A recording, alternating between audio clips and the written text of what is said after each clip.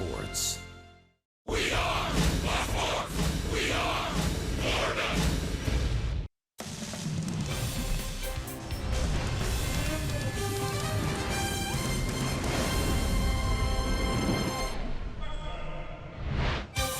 Hi, everybody, and welcome to Southern California, the last of a 4-game set on this first trip of this 3-city road trip.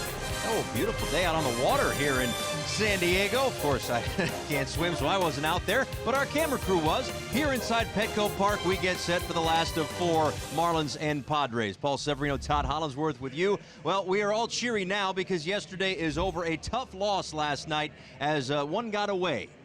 Well, it has been a theme at times. This bullpen has struggled, and I think last night it kind of hits ahead right there. Obviously, Ziegler out of the closer's role. That's kind of the news today. But when you're playing a lot of close ball games, you hate to give them back, and that's what the Marlins do, and I think that's what this really becomes about. I think there's a lot of different ways you can look at it. You say, well, maybe there was a little bit more offense. Well, listen, the Marlins, they are who they are. They've been getting good starting pitching. The offense has been okay really all season long, but at the end of the game, if you're going to play all these close ball games, you've got to have some degrees of certainty at the end of the game, and last night was a clear reflection of some of the issues they've been dealing with. Yeah, only the first blown save in now 10 opportunities for Brad Ziegler, but again, as Holly mentioned, Don Mattingly said before the game, Brad Ziegler out as the closer. We do not yet know who will be the closer. We may all find out together if there's that opportunity tonight. On the offensive side of things for the Padres, yes, they got the 2 runs in the 9th inning, but they also got another home run from Franmil Reyes. That's now 3 straight games. Well, he has been getting some pitches up in the zone and doing damage. There's no doubt about it. Listen, Reyes is the type of player that has excuse-me power, as I like to say. He doesn't have to catch it flush on the barrel to get it out of anybody's ballpark. He's got big-time power. That one right there, 442 feet. I think we were all impressed with last night. We thought he hit a pop-up down the right field line. It hits about halfway up the right field foul pole for home run number 3. So, indeed, you see where all 3 of these pitches were at the thighs or higher. So, key tonight, get the ball down, see if you can't keep him on the ground. And keep him in the ballpark, and that is exactly what Wei-Yin Chen will be tasked with doing. And in the last 3 starts for him, a 1.59 ERA. He has been very good recently. Well, he really has. That fastball command has been spot on. Get this, 114 fastballs thrown in the last 2 ball games. He's only given up 3 hits. Are you kidding me? That's putting the ball where you need to. The slider's back. He's looked so good. Lots of confidence. You hope it comes out tonight. And he's going to try to keep things rolling as the Marlins look to get a split. When we come back, down to the field live, Jessica Blaylock with Miguel Rojas on the other side of the break, getting set for the last of 4 Marlins and Padres.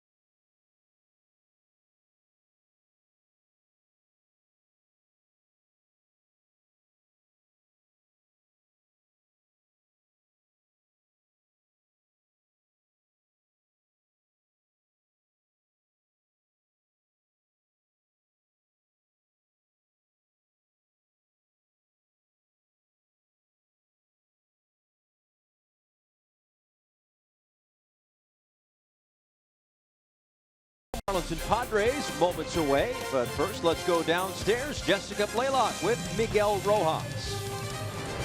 Thanks so much, Paul. Miggy, I know that was a tough one last night, but like you said, after the game, it's all about moving on, trying to bounce back tonight. What's the most important thing that you guys need to do to get back into the win column? I think it's just come to the ballpark with the same mindset that we always come, being positive and being ready to win this ball game. I feel like we have the opportunity tonight to even the series up and going keep on going this road trip with a good attitude and keep like forcing games and trying to win games. Padres are going with Jordan Lyles on the mound tonight. A couple of weeks ago, he flirted with a perfect game, but he has been hittable lately. What's key to getting to him early? I feel like we're going to have a good approach against him, looking for the ball up, trying to not swing in the slider or curveballs down the zone. And I think we've been pretty good offensively lately, and hopefully we can come up with a win tonight. Appreciate the time. Thanks so much. Good luck tonight. Paul, back to you. Jessica, Miguel, thank you very much. The series finale from San Diego. They're trying to keep Franmil Reyes in the ballpark tonight and get a split of this 4-game set. Back in a moment. Let's go!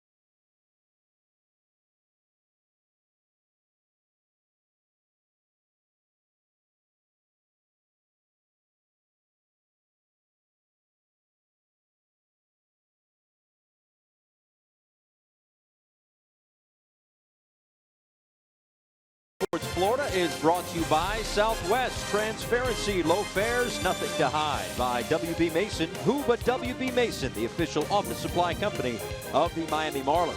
Chevrolet, see your South Florida dealer today. And by your local Toyota dealer, Toyota. Let's go places. Last of a 4-game series. Spent a lot of time in San Diego. There are worse places to hang out for 4+ days than here in Southern California. It's been fun, but this is the last of it. The Southwest lineup, and it's Derek Dietrich at the top, who is, I'm not sure, in a good mood or a bad mood tonight. We will explain as this game unfolds. Justin Bohr is in the 3 spot with Starlin Castro right behind him, and Brian Anderson putting the finishing touches on what has been a terrific month of May for him. Jordan Lyles on the bump tonight, his 5th start of the season. Yeah, that's right. So this season he's been a reliever. 3.66 ERA as a reliever, 13 appearances. As a starter, 3.97 ERA. Listen, Jordan Lyles throughout his career has started more than anything. 111 career starts. He's only 27 years old, but a 5.34 ERA. See the numbers on the season. Solid stuff. He's got a good arm. And the first pitch is in there for a called strike to Derek Dietrich. Dietrich did not get any at-bats in last night's ball game, but 2 for 5 in the series, a double and an RBI. Now that pitch right there, Put that in the back of your minds, Marlins fans. That's going to be a key pitch tonight. Listen, that's how Lyles gets after it. Fastballs up, breaking balls down. Very vertical in the strike zone.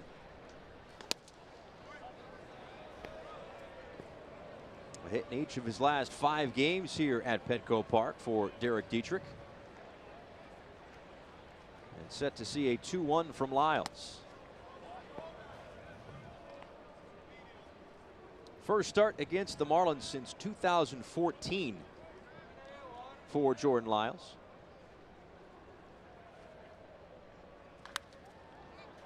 This one is popped up, foul territory on the left side, and A.J. Ellis is there to make the catch. 1 away. All right, let's give you the AutoNation scouting report of Jordan Lyles. Now, he was nearly perfect a couple starts ago against his former team. His second start in the rotation, Colorado Rockies, 7 1/3, 22 batters up, 22 batters down. He ended up giving up a base hit to Trevor Story. That changed the day. Lost the no-hitter, lost the perfect game. Now, not so perfect. Since then, 2 starts, 10 innings, just over 10 innings, 14 hits, 9 earned runs. What stands out? 4 homers, 6 walks. And the big bender, that's going to also be key tonight. Going to have to lay off the breaking ball at the bottom of the strike zone. Here's why. 21 of his 40 strikeouts have actually come on pitches out of the strike zone down. Will elevate with the fastball at times. 2-0 to JT Realmuto, who's on a 7-game hit streak, 12 for 30 in that stretch. That's a .400 batting average. And ahead in the count, 3 balls and no strikes. He was 1 for 3 last night, a run scored and a walk. With the hit last night, a 9-game hit streak here at Petco. And he draws the 4-pitch walk. Give me the Padres defensively for tonight's ball game. Renfro gets the start in left. Margot in center. Reyes, boy oh boy, he's been swinging the bat in right. Villanueva, the lefty killer, over at third base. Galvis at short as usual. Perella, Hosmer, A.J. Ellis, old friend behind the plate. Jordan Lyles on the mound.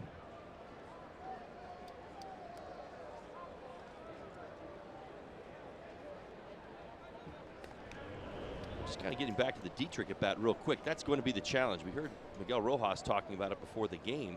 Being disciplined in the strike zone, even in hitters' counts. Lyles is not the type of guy that's necessarily going to say, okay, 3-1 pitch, here comes a good pitch out over the plate for you to hit. In fact, that pitch, that 3-1 pitch was way in off the plate.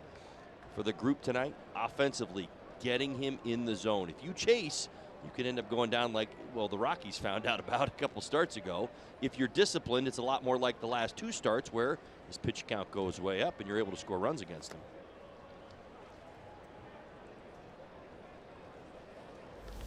1-1 to Justin Bour, was 0 for 4 last night, but 4 for 12. Couple of runs scored, couple of doubles in this series.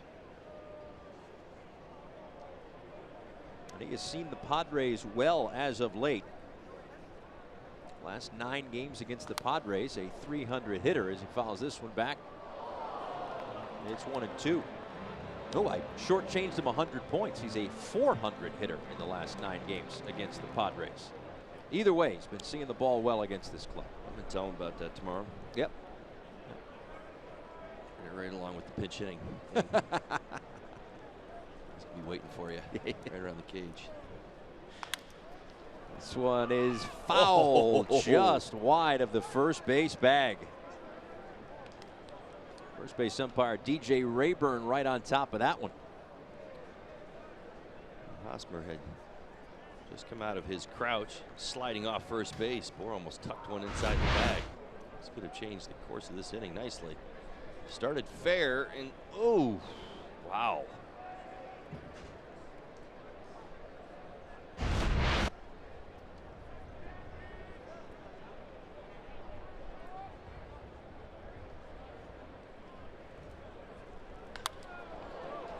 Out to center field, Margot. That one just kept carrying out there. Line drive out for the second out in this inning. And you saw Bour, I assume, getting some clarification from DJ Rayburn if that ball was fair or foul. Looked close. It looked like the bounce. Now, again, because it bounces before home plate, it's where it is over the bag as opposed to the line drive that goes over the first base bag and hits the dirt or the grass or whatever beyond the bag, but looked like it kicked up chalk on the bounce right before the first base bag. But either way, a foul ball that leads to a line drive, and here's Starlin Castro. Castro to right field down the line, and this one slices into the seats.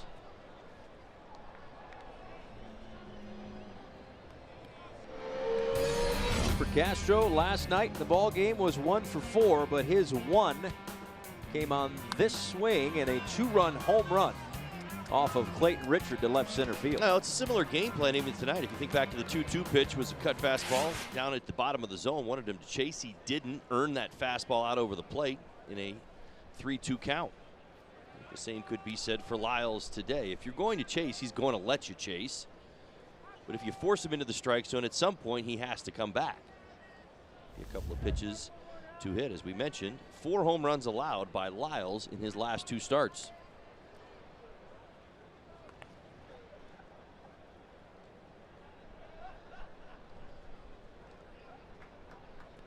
'60 hits this season for Starlin Castro, but only 2 in 17 at-bats against Jordan Lyles.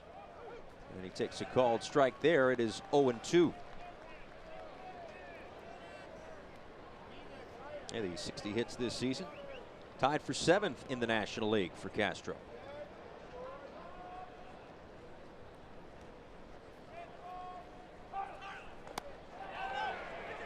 And DJ Rayburn says he went around. We'll see Wei-Yin Chen looking to keep things going here at Petco.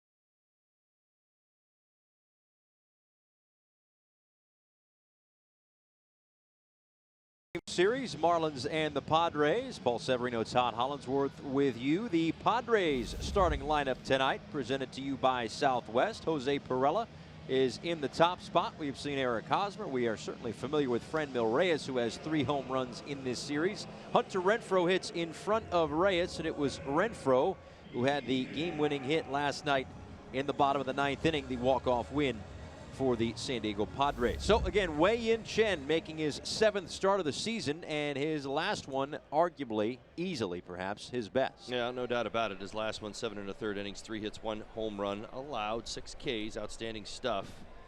He's very, very good against the Washington Nationals. His last 2 starts even better. How about this? Against his fastball, which is his clearly most dominant pitch, threw it about 65% of the time. A 103 batting average against. I mean, his fastball command has been absolutely outstanding. Fastball, slider, curveball change. The sliders come back through 18 of them. His last start against the Nationals, an effective pitch. That's the one pitch he lost through that little 2 or 3 games where he was struggling. He gets a called strike there. Jose Perella pauses for a second just to gather himself on the Called strike from Alfonso Marquez, the crew chief and home plate umpire tonight. Perella comes back and lines a base hit into left center field to lead things off here in the first. He thought about it, but it's just a big turnaround first base. Let's give you the defense for the Marlins. They look to even up this series, this 4-game series. Dietrich gets the start in left, Brinson in center, Anderson in right, Rojas, Riddle, Castro, Justin Bohr over at first base, JT Realmuto behind the plate, away in Chen. Again, Don Mattingly making the call today and making it public knowledge that they have decided to take Brad Ziegler out of the closer's role. That's the big bit of news around the Marlins today. So he just wants to match Ziegler up a little bit better. That could mean he comes in the 8th, in the 7th, the 6th, the 5th, maybe even sometimes in the 9th as well. Don Mattingly did not announce who will be the closer. Said he wanted to talk to the player first and would do so before the game. So if there is a save situation, he said as long as the player's ready, he'll be ready to go and get the save opportunity. Well, Cheney's get locked in and quick. Hosmer, 6 for 11 in this series, multi-hit game last night. He's the one guy in this lineup that's got numbers against Chen in his career. 346 average, 9 for 26. Does have a couple of home runs. Hasn't seen him in about a year. Point being, he's a hot man in a hot spot right here.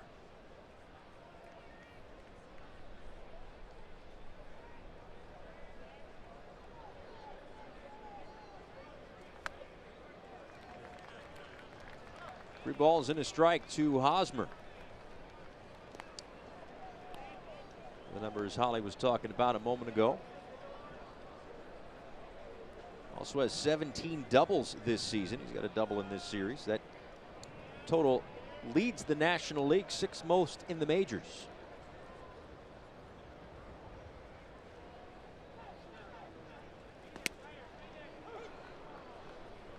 And now the count runs full. We've met Alfonso Marquez, the crew chief. We've certainly met DJ Rayburn over at first. Jim Wolf is the second base umpire today, and Ryan Blackney is over at third.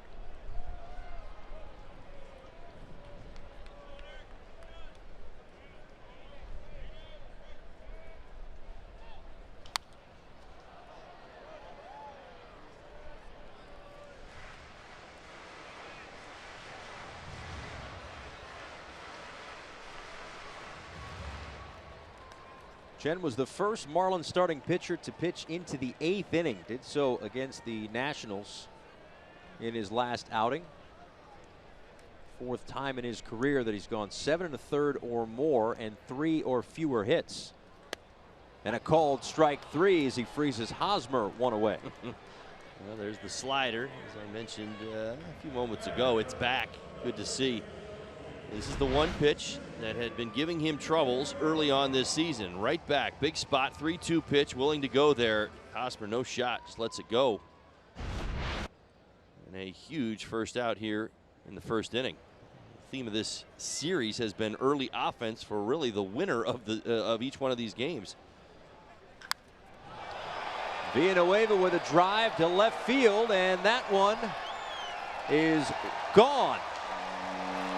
A home run into the middle level of the Western Metal Supply Company building. Another home run for Villanueva, number 15, another against the lefty. Yeah, and I think that's what's probably most surprising. I mean, if he's not on red alert as the guy in your lineup that you're trying to avoid right out of the gate, my goodness, Villanueva leading all of Major League Baseball now with 11 home runs, 4 ahead of Giancarlo Stanton. First pitch he sees, there's the fastball, and there it goes.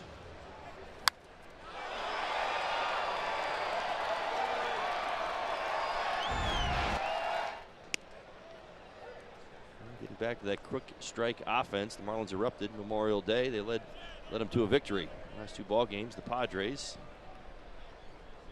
a little more out in front.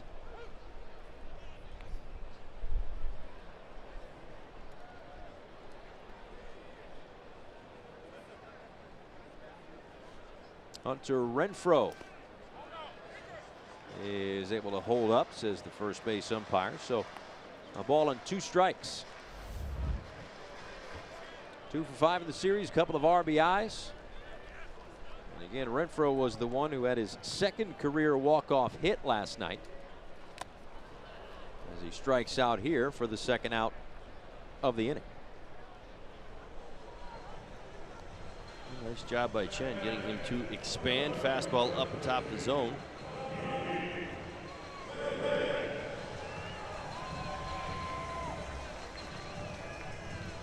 That'll bring up Franmil Reyes. 4 home runs this season, 3 in the series. He has homered in each of the first 3 games against the Marlins.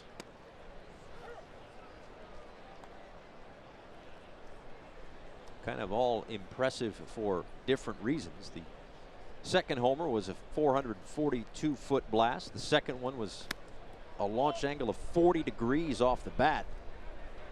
I think we both thought, at least on contact, that it was going to be a fly ball, and it was certainly more than that. Halfway up the foul pole down the right field line. Well, it was a pitch away. Common theme with all 3 home runs: balls at the thigh or higher, elevated. This big man likes the ball in the middle of the plate where he can get those arms extended. And again, doesn't work down in the zone nearly as well as he handles the ball up. That's what we've seen this series. Let's take another look. We'll show you the ball even from last night. This is the one that creates the launch angle. Of course, it's a pitch away. It's not a terrible pitch, but look where it is elevation-wise. Off the outside corner, but elevated. One thing we've learned about Reyes is he's got power from line to line.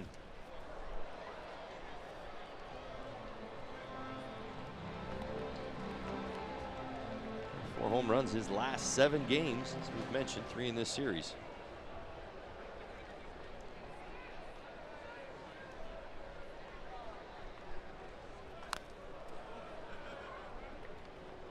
And the 4 home runs in the last 7, leading Reyes to a .783 slugging percentage in the last week or so.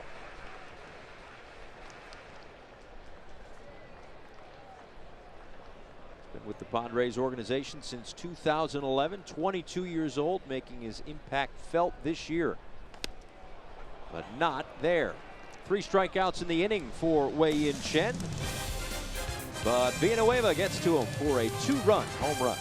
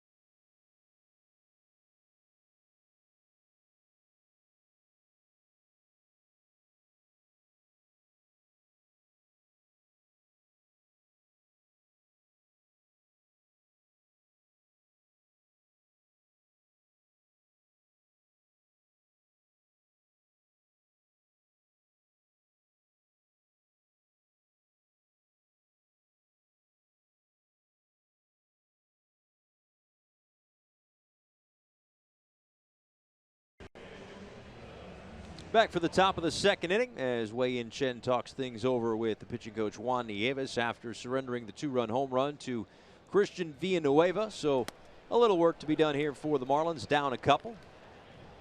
15th home run this season for that young man. That leads all rookies.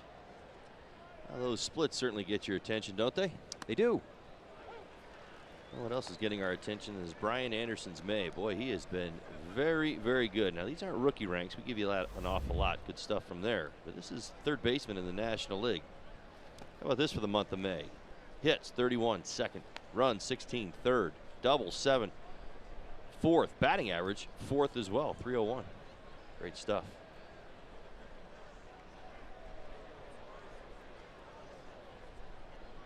Down in the count, a ball and 2 strikes to Jordan Lyles. He got a piece of that one to stay alive. Still a ball and 2 strikes to Anderson.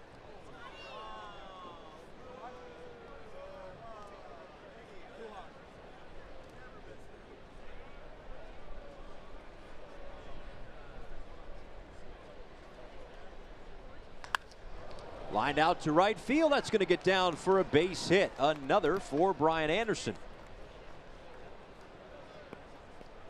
Celebrate our 25th anniversary weekend with an exclusive teal Life brand t-shirt commemorating Marlins history. For just $20, you get our limited edition shirt and a game ticket for June 8th. It's coming up. Visit marlins.com/offers today. And June 8th is at the end of this road trip, rather, to start the next homestand. It's the Padres. Padres are back. A lot of Padres this week. A lot of Week-ish. That's right. 10 days. All before Father's Day, too. Wow. Well played. There's Miguel Rojas. Oh, boy. Get to the ballpark early for that one. 0 for 4 in last night's ball game, but 3 for 9 in the series. And it was the ball hit to him at third base last night in the 9th inning. Really a tough play. I mean, he is, for my money, about as good a defender as the Marlins have. And really just, again, a tough play. Slow roller to third, had to make a decision. Looked like he may have had a tough time getting it out of his glove. Thought about coming home. And by that time, he got a clean grasp of it through to first base. And not in time, and that's how the Padres walked it off. Well, here you go. It's a pretty good look at it. And you're right. Did everything right. Got his shoulder square. It would have been a bang-bang play at home. Everything needed to be right. Caesar was actually brought into the ballgame for his speed. And seeing how that actually played itself out, no surprise there. Only thing he could have done maybe a little different is eaten it. Lyles with the flip to Hosmer. And there is one away. To second goes Anderson.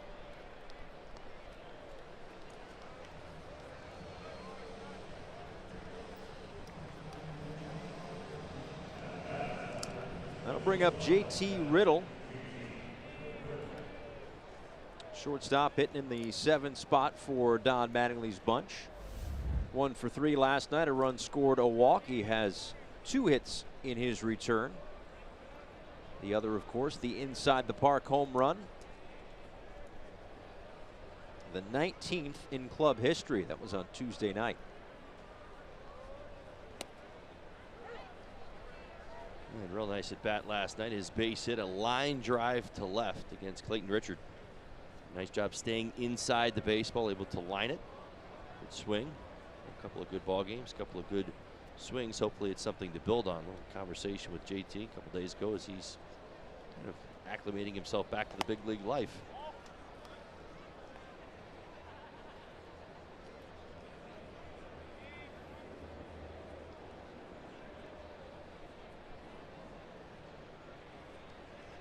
The Marlins had won 6 in a row against the Padres before dropping the middle 2 games of this 4-game series, trying to even things up, get out of San Diego.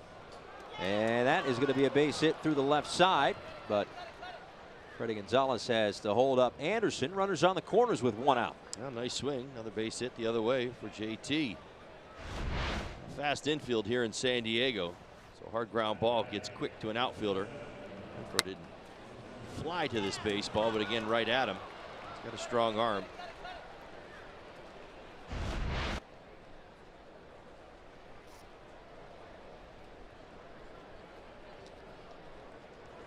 So the Marlins set up with runners on the corners and 1 out for Lewis Brinson. 0 for 2 in last night's ball game. Takes a called strike on the outside edge.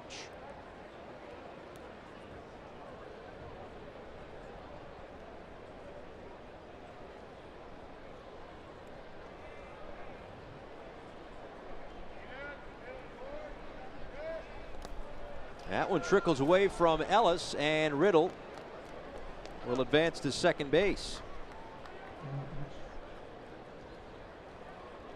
So that's a wild pitch for Lyles. And now 2 in scoring position for Brinson with 1 away.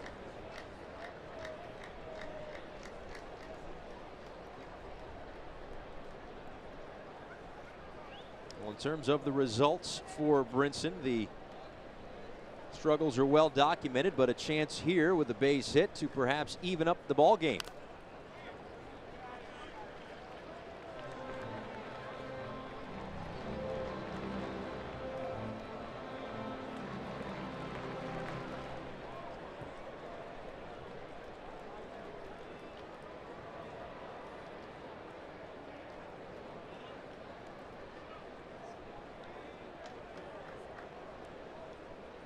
Riddle at second, Anderson at third. As Lyles gets set to deliver a 1-2 pitch.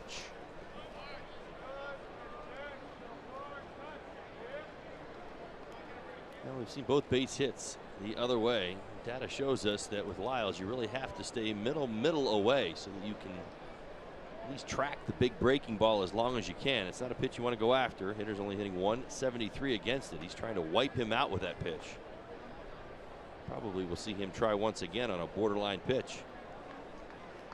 Ellis sets up away. Brinson chases. And that's the second out here in the second.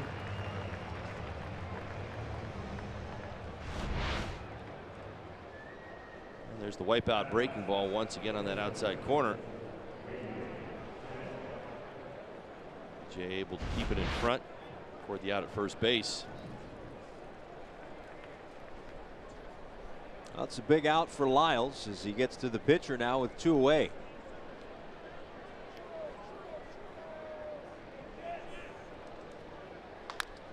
Chopper up the middle and through for a base hit, and that is going to tie the ball game. Wei Yin Chen comes through, getting it done. He's been working on that swing. How about it? Perfectly placed. Well done, Wei Yin. Just when that, you know what, sometimes happens, Paul. You know, when you're out there defensively and you get the big out and you're like, okay, we got the big out, the pitcher's coming up. Take a deep breath. You groove one. What's he do? He banks it back up the middle where nobody is. 7-hopper back through the middle. Tie ball game. Chen will take that every day of the week. We all will. Yeah. 75 career plate appearances, his first RBIs. He's officially no longer the drifter.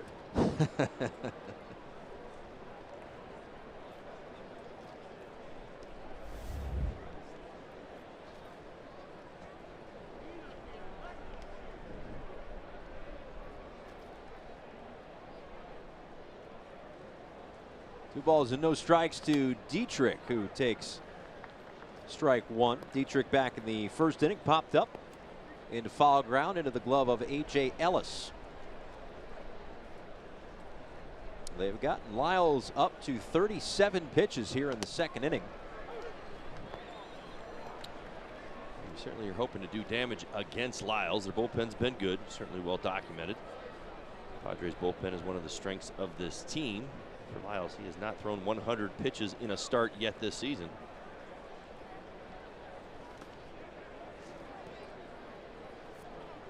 No swing is blocked there by Ellis. And now with 3 balls and 2 strikes and 2 outs, Wei Yin Chen will get a head start.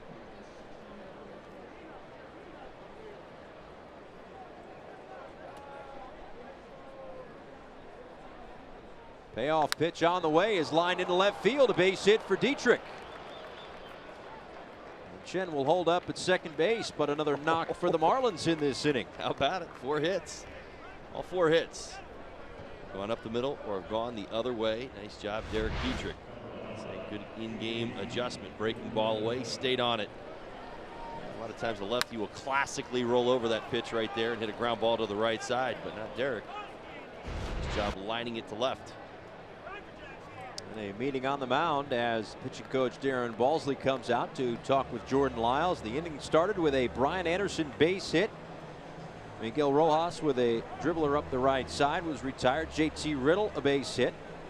Brinson struck out. Wei-Yin Chen with a 2 RBI single. And then Dietrich with a base hit.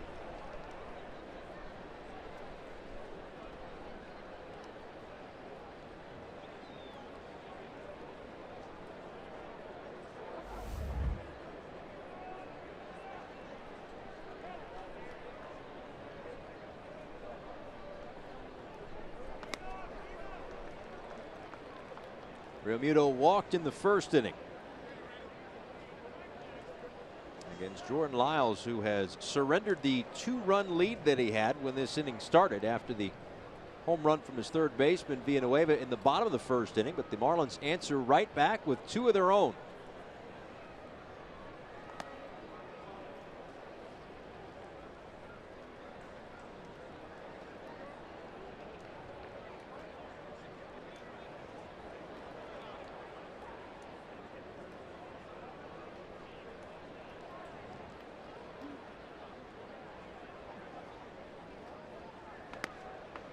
Now 2-1. I'll tell you what, Lyles has played his hand so far. We've seen it. That one forced into the strike zone. And Marlins have put together a string of good quality at bats. If you chase, that's where you play into Lyles' hand. He does not consistently wear out the corners. That's what you have to trust in this process. At some point, he's going to make a good mistake. Comes in tonight, as I mentioned earlier, he's made 111 career starts. This is number 112. This is, I mean, he's done this before. He's got an ERA well north of 5. And a called strike 3. JT thought it was a little off the inside edge, but the Marlins get 2 back and even things up. Wei-Yin Chen helps himself with a 2 RBI single.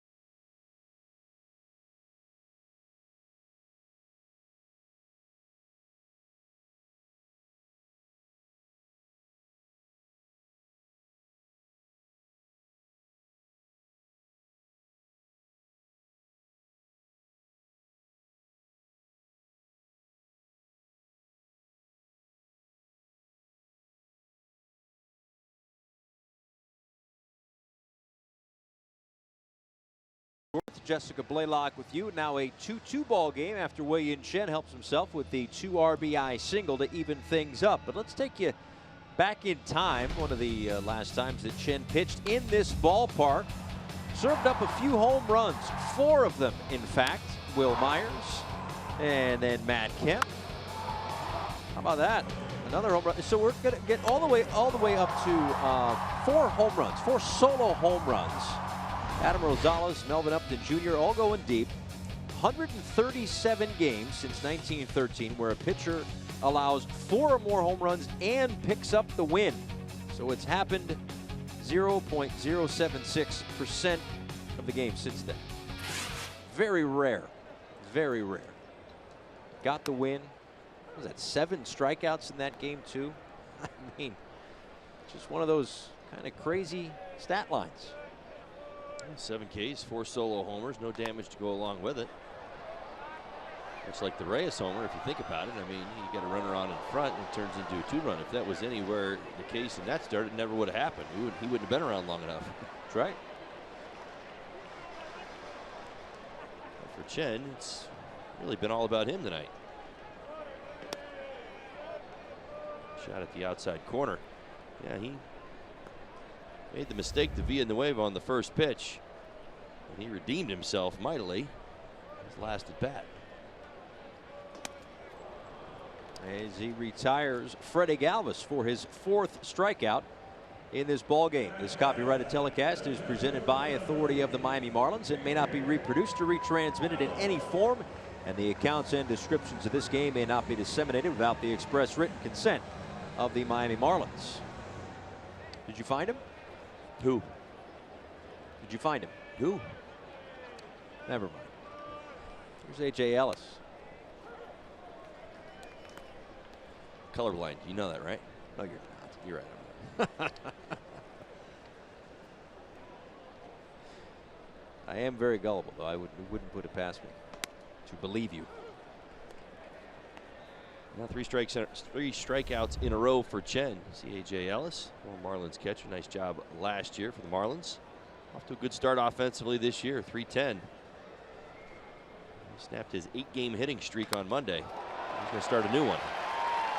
A base hit into left field.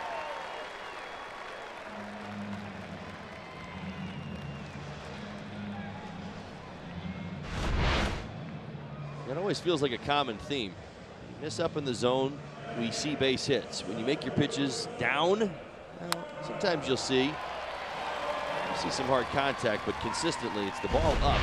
Most hitters are hunting. When they get it, the goal is not to miss it. AJ definitely didn't miss it. Well, he's now reached base safely with a hit or a walk in 14 of his last 15 games. He's on first for Manuel Margot, who takes a called strike. Margot 1 for 2 with a double, a couple of walks and a strikeout in last night's ball game. He's 2 for 7 in the series. Has very good numbers against the Marlins in his career. Lots of damage last season. He certainly became very familiar with Margot. He was on base all the time. He's up to 367. See the career numbers, the triple and the 2 doubles. He's starting to heat up as well from the 8th spot in the lineup. He's hit 5 of his last 6. Is that the toughest spot to hit? Absolutely. Right in front of the pitcher? Worst. Rant and rave all last season about Miguel Rojas and the job he did out of the 8th spot in the lineup. I don't think in my entire playing career I saw anybody do that. To see him do it even from my perch that I sit in now, it was amazing. He hit 292 out of the 8th spot in the lineup. That at bat is so hard because the minute you get in there, you have to decide how this guy's going to attack you. And first of all, you're the 8 hitter. And sometimes you have a base open, sometimes you don't. Sometimes you have the pinch hitter behind you. Maybe you have a pitcher behind you. You've got to read through a lot of things before the ball's even thrown.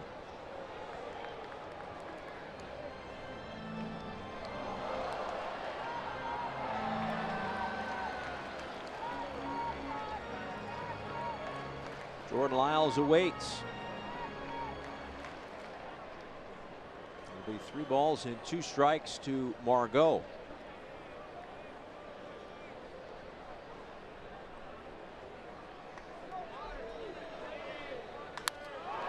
Out to left center field. Brinson is there to make the play.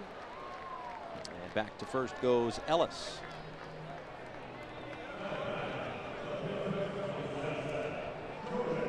Holly, I love you. You are such a liar. About what? It's not even funny. What did I lie about? You say it's tough hitting in the 8th spot. It is. You hit 276 with 8 home runs in your career as a number 8 hitter. Well, are you sure it's the 8th spot or there's some pinch hits in there as well? Oh, jeez, I don't know. I can promise you. Well, first of all, I didn't hit a lot down there, but I'm glad that you You made me look good, but my guess, knowing that how you would have to read that, I can almost guarantee you those are probably a few pinch hits involved. And I was okay at pinch hitting. All right. Not a liar. A few times I was down there, I could never figure it out. You get in there, and first of all, you're admitting to yourself, you're like, boy, clearly I'm struggling, because like somebody like myself normally would hit, kind of in the 5 and 6 spot in the lineup. But when I was in that 8 spot, I was like, boy, I got to figure it out. It only got more complicated. Guy looks out at you, he's like, yeah, I'm going to throw you nothing but borderline pitches because I'll just, the pitcher's behind you.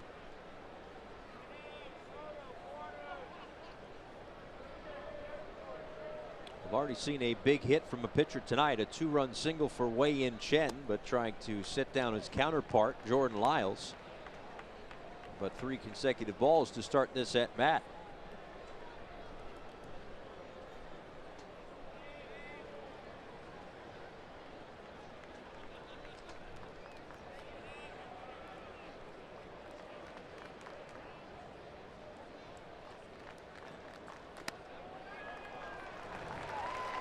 And a 4-pitch walk to Lyles. There are 2 on and 2 out. I have to admit, we have not seen much of what we just saw from Chen over his last few starts. He just kind of sprayed it with the fastball. Puts a runner in scoring position. Perella, who's got a base hit in the ball game, in the batter's box here with 2 outs.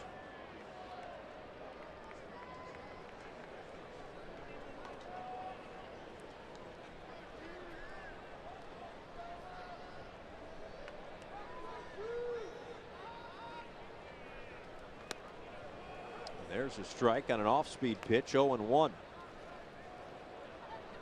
The walk to Lyles, the first tonight. He had 2 in his last start against the Washington Nationals to go along with 6 strikeouts. Very impressive 7 1/3 innings pitched.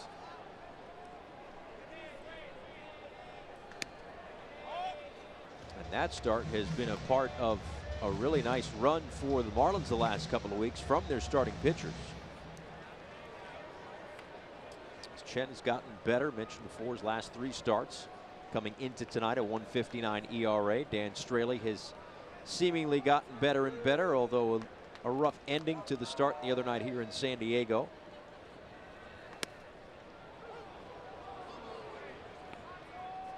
Caleb Smith continues to impress.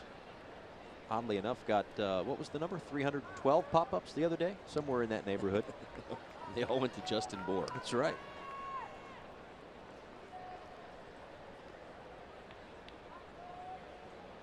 No, 8 infield pop-ups, 17 total outs in the air for Caleb Smith. So anyway, the point of it is that the starting rotation has been crisp for the Marlins in the last couple of weeks.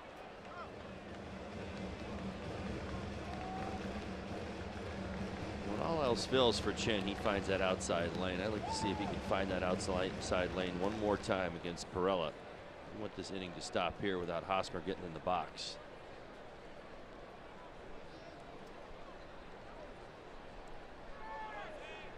Ellis on second, had the 1-out single, and Lyles is on at first after the walk.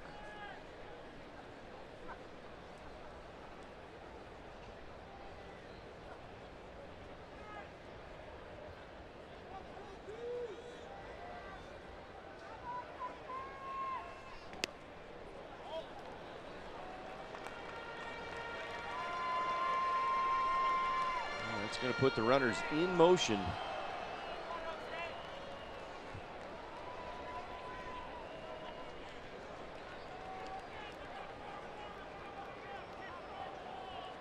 Command crucial for Wei-Yin Chen, but this inning 11 strikes, 11 balls.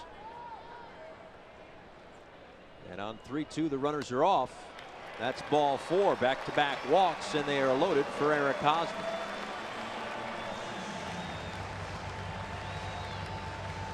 Juan Nieva is going to make his way out to the mound to talk to Chen.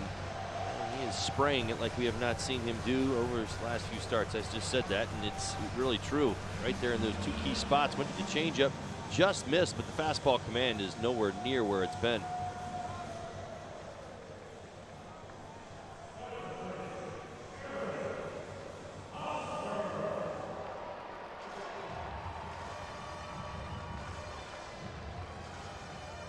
And already Odrisamir Despaigne is up for the Marlins.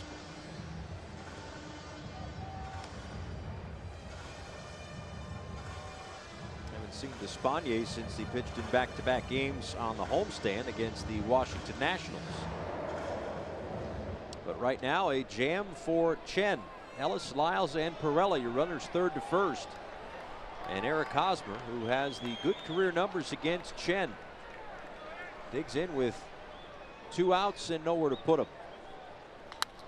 Lined into center field. Brinson in, dives, and he's unable to come up with it. 1 run is in. Here comes the second. Perella to third. And it's now 4-2 San Diego. The San Diego Padres team, very aggressive, especially when they smell a little bit of blood. Certainly in this situation, Hosmer anticipating quality strikeout over the plate, ready to swing the bat. He stays inside. We've watched it all series long. 6 hits. And 5 of the 6 have either gone to center field or to left. I mean, he is really working hard on staying inside the baseball. Work it by Brinson, but unable to come up with the catch.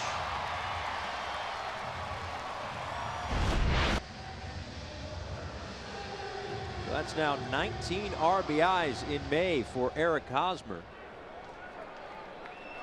More importantly, and in the short term, 2 RBIs give the Padres a 2-run lead. The back and forth continues. Here's Villanueva, who had a 2-run home run back in the first inning.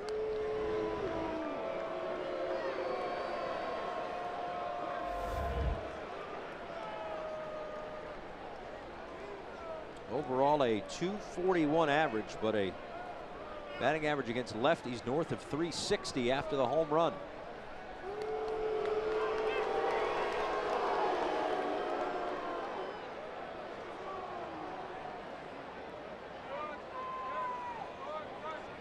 And that is going to do it for Wei-Yin Chen.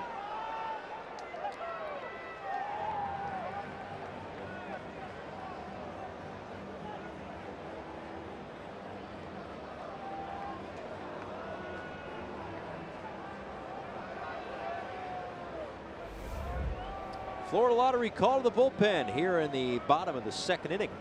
4-2.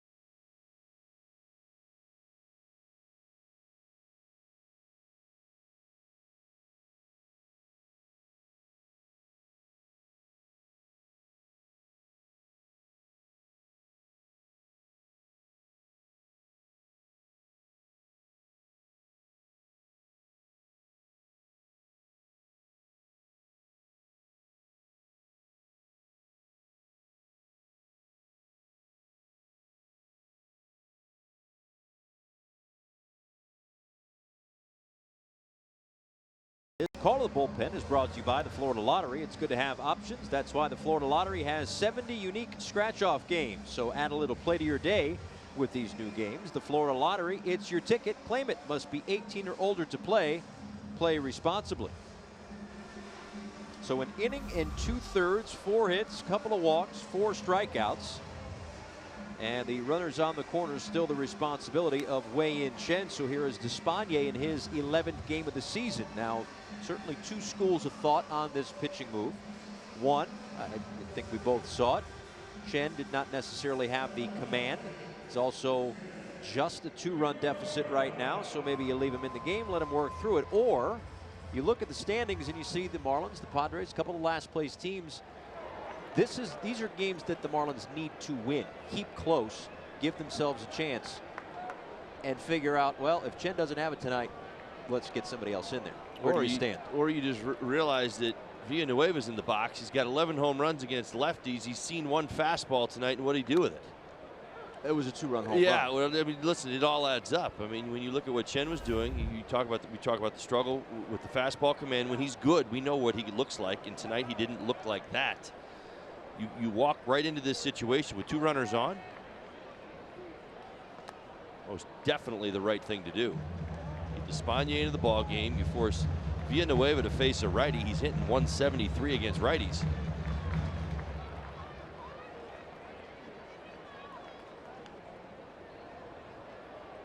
So Perella at third and Hosmer at first, with 2 runs in and 2 out here in the bottom of the 2nd inning. 2-1. The Coors Light refreshing finish. First pitch Villanueva saw into the 2nd level of the Western Metal Supply Company building in left field. Another home run and another against the lefty for Villanueva. Was ahead in the count, 2 balls and 1 strike. He goes down in a heap after that foul ball. Hard to tell where it hit him, but he is not up yet. He certainly, I guess, as he took it off that front leg, maybe just above the shin guard. No, just below the shin guard.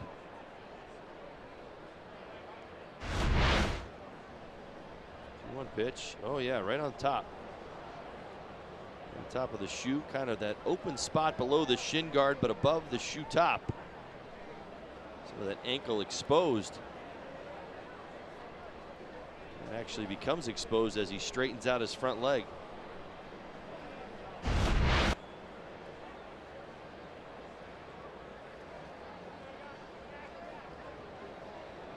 Always seems to be the case, doesn't it? The guy who's got the shin guard or the leg guard or something, it always manages to hit just where there is no protection. Unbelievable.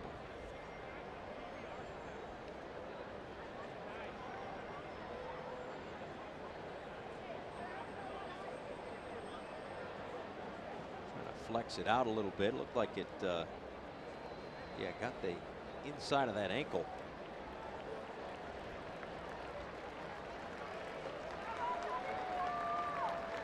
Looks like he is going to stay in this ball game. Starlin Castro's bat. How does that happen?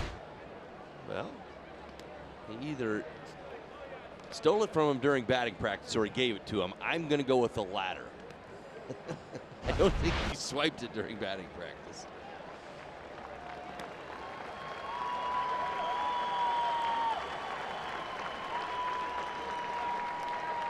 Well, they each have home runs in the series, so there's something in the bat. Villanueva will stay in the ball game, and after the foul ball off his ankle, it will be 2 balls and 2 strikes.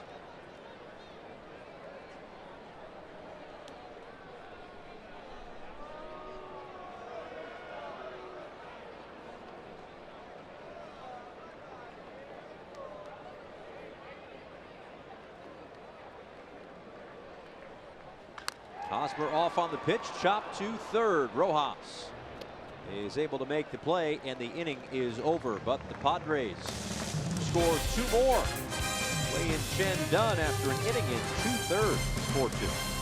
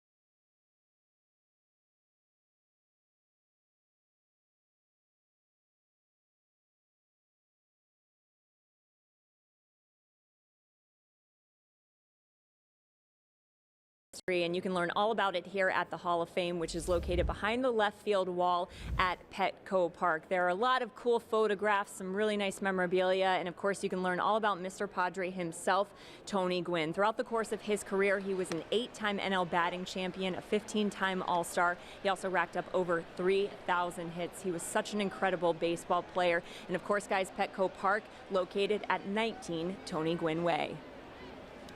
Jessica, thanks so much. Yeah, a terrific statue out there in the outfield, just beyond the wall. They do a terrific job paying homage to one of the best hitters and really one of the best guys to ever play Major League Baseball. His number 19 retired just above our heads. You don't have to look far. You see it, obviously, the number, the statue. There's murals all over the ballpark. Upstairs to Justin Bohr, after him Starlin Castro and Brian Anderson here in the third, with the Marlins down a couple again.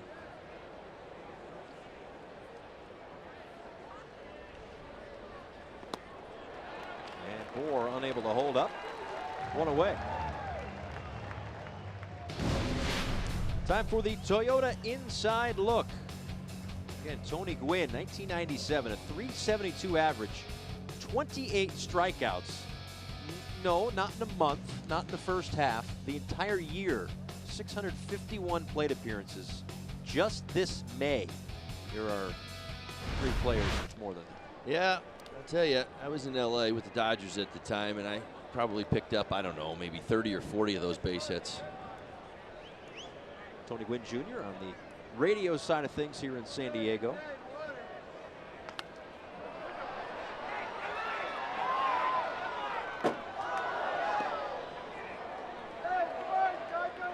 Yeah, the NL West, you would have seen a lot of Tony Gwynn. Yeah, you know, like the classic. You don't see it too much anymore, although I did it a lot more in my career. Like when you had kind of a base hit comes through the 5-5 hole, which was so appropriately named by Tony Gwynn. You know, I would run over many times and field those and go down to one knee to, you know, keep my leg down and keep my glove in front. Throw it in. I bet I did it, I don't know, probably 10, 15, 20, 30 times. Castro swings and misses. And that's now 5 strikeouts for Jordan Lyles.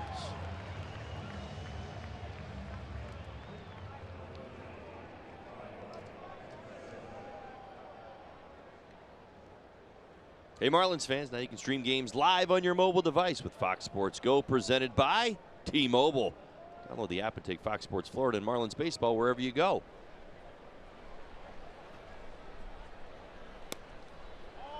Brian Anderson takes inside, a ball and no strikes. Anderson with a base hit and run scored back in the second inning. And the Marlins scored 2 to answer the Padres 2 in the bottom of the first. As Anderson sends one down the right field line toward the corner, but foul. Yeah, Padres scored 2 in the bottom on the home run by Villanueva. Marlins scored 2 on the base hit up the middle by Wei-Yin Chen. And then an Eric Hosmer 2 RBI single in the bottom of the second inning. But Chen's day is done after the longest start as a Marlin, his shortest start as a Marlin. 7 1/3 in his last outing, an inning and 2/3 here tonight.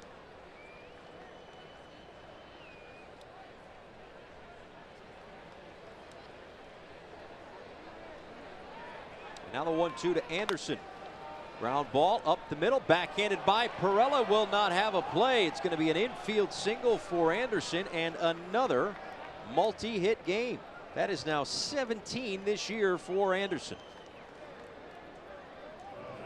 Well, Anderson has stayed with the script tonight against Lyles, thinking middle away, even with 2 strikes. Able to pull his hands in and keep the ball more towards the middle of the diamond. Not looking to pull, not looking to get out and around. Watch the hands. Short swing, compact, didn't crush it. 3 hopper back through the middle. It's a fast infield here in San Diego. Hit number 2.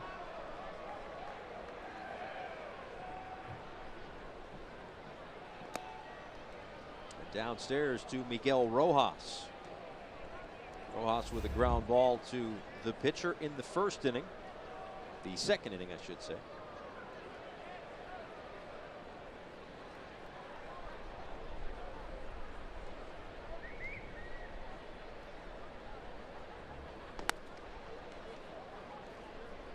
Well, this is the final day of May. What a month it has been for Anderson.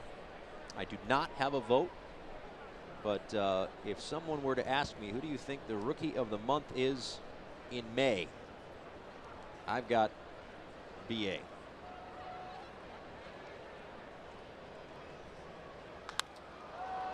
Rojas pops this one up right side. Could be a tough play. Long run for Perella. It's going to fall foul, and falling into the first row was the second baseman.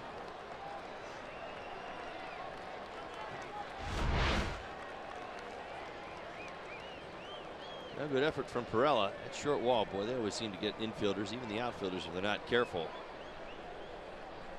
That's probably my biggest complaint as an outfielder, was a short wall, one that you didn't run into that wasn't at least 6 feet tall. Kind of get you at the knees. Really nothing to brace your body against. You run full speed trying to make a catch.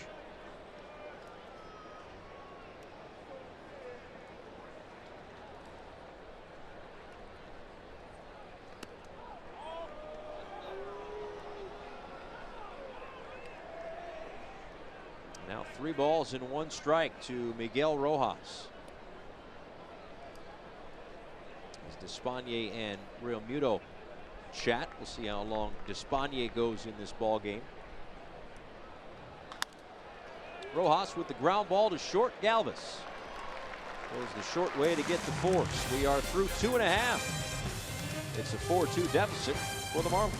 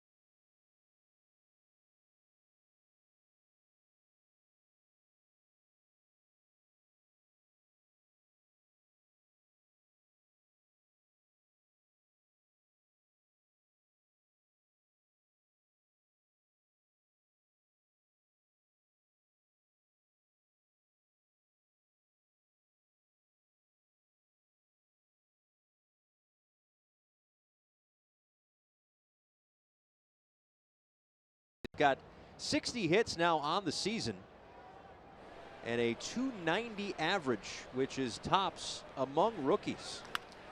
First pitch swinging for Hunter Renfroe, going to test Anderson out in right field, but that one falls in front. A leadoff base hit for Renfroe here in the third.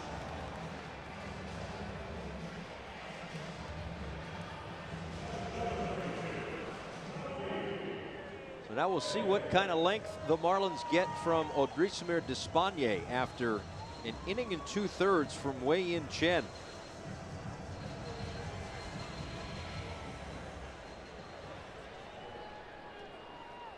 Here's Franmil Reyes. Struck out looking in the first inning. And takes one low and in.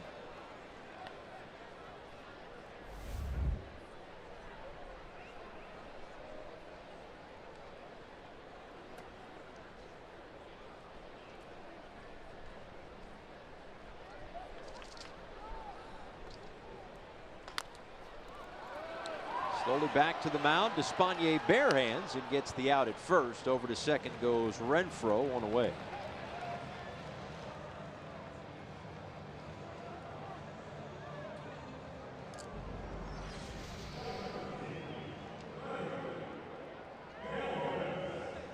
Of course, Despaigne has been used in a couple of different roles for the Marlins this season. Was primarily a starter at the beginning of the year, although his first outing this year came in relief in that 17-inning game in the second game of the year. Started the game the next day, or the following day, or the same day. He started game 3. How about that? I still can't figure it out. It's been 2 months. It doesn't happen often. You get to play past midnight. I know. But yeah, he started some games. He's come on in relief to get a couple of outs. But now today, in that long relief role, trying to give the team some length. Freddie Galvis taps one foul. It's 0-2. Galvis struck out in the second inning. Again, one of the 4 strikeouts for Chen.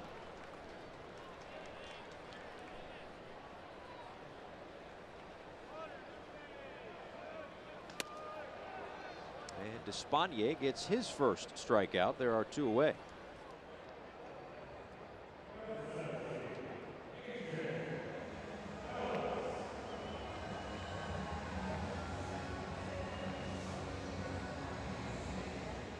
I don't know if it's the ballpark or just happenstance, but we showed you the 4 solo home runs surrendered by Chen. One of his more recent starts in this ballpark, and now today goes an inning and 2/3. A strike to A.J. Ellis, who singled and scored in the second.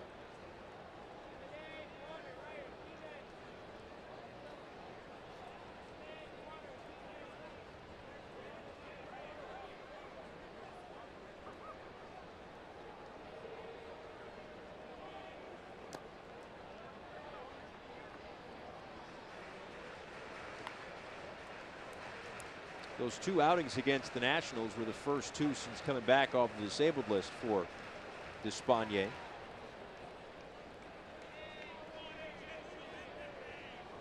Pitched against the Brewers on April 19th and then back a little more than a month later.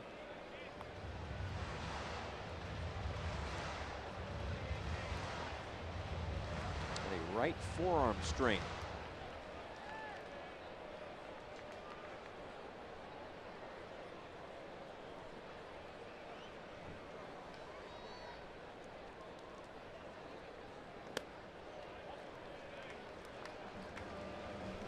You knew this because you're a smart guy. Where are you going? So Mark Grant pointed this out a few years back, right? Mark Grant does color commentary for the Padres. You can spell San Diego Padres. There he is, Mark Grant, the follically challenged one on the right. And I can say that. You can spell San Diego Padres with Odrisamer Despaigne's name. I will let you think that through and play that game during the break. Get your pad and paper ready. San Diego Padres, Odrisamer Despaigne, 4-2.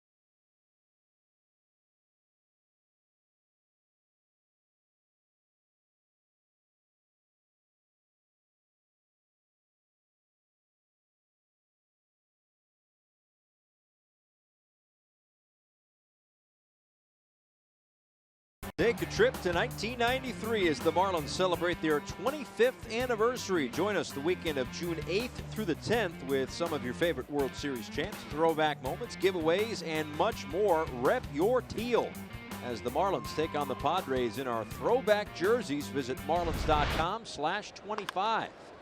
First pitch swinging for JT Riddle. Right to Hosmer, and one quick out.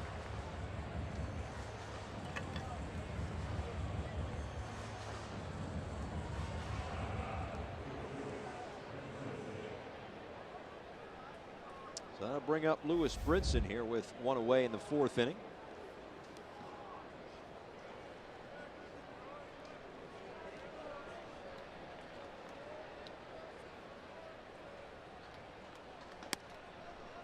The outside edge, 0-1.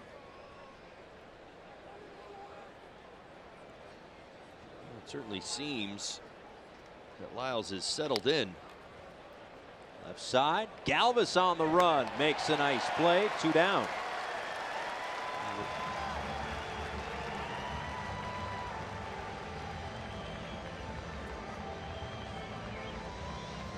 FPL is proud to support our first responders in good weather and bad. See how at FPL.com.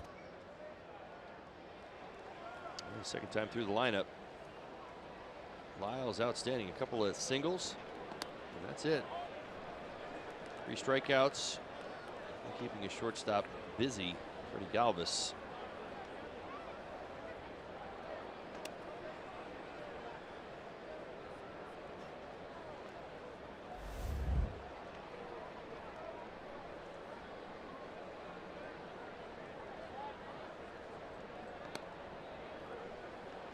Doesn't look like Despaigne is really into this at bat. He's right setting him up, man. Is that what it is? That's right.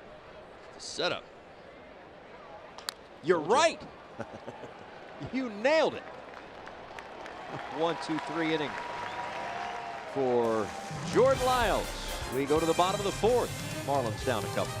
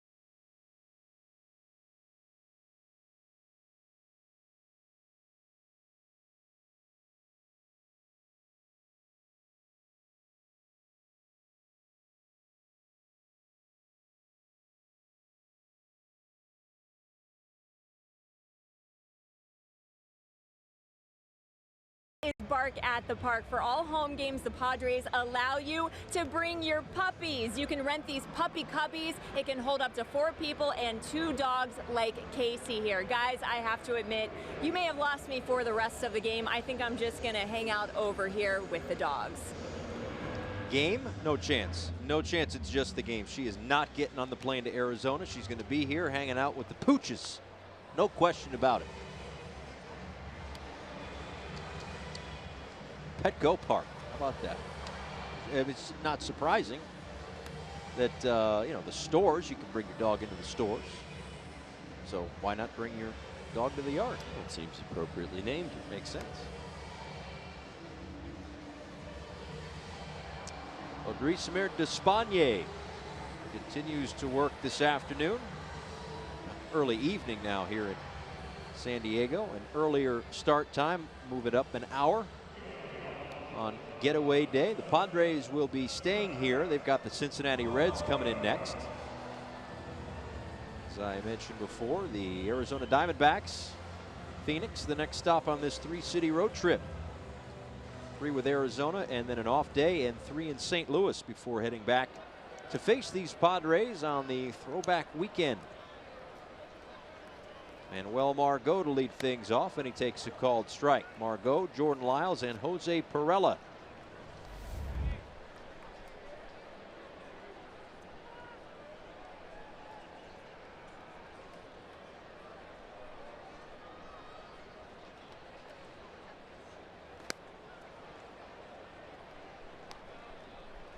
Espana's done a nice job. He's recorded 4 outs, certainly looking for more. He's lived at the bottom of the zone. Nicely done. Cutter working. Sinker as well. He's got the shimmy. I like his creative thought. Change up on you out there. Quick pitch you. You're right. Drop a little shimmy in there. Just get a hitter off balance. You can do it.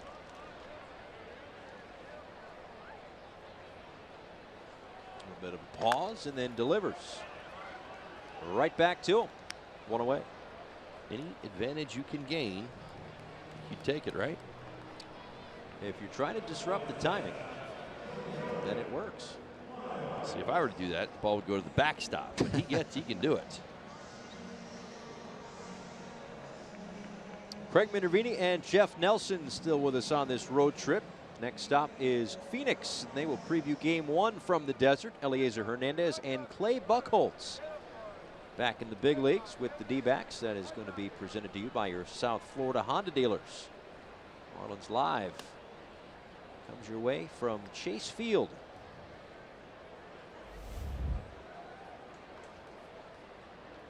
Diamondbacks have hit a little bit of a rough patch. They did take 2 of 3 from the Cincinnati Reds in their recently completed series at Chase Field.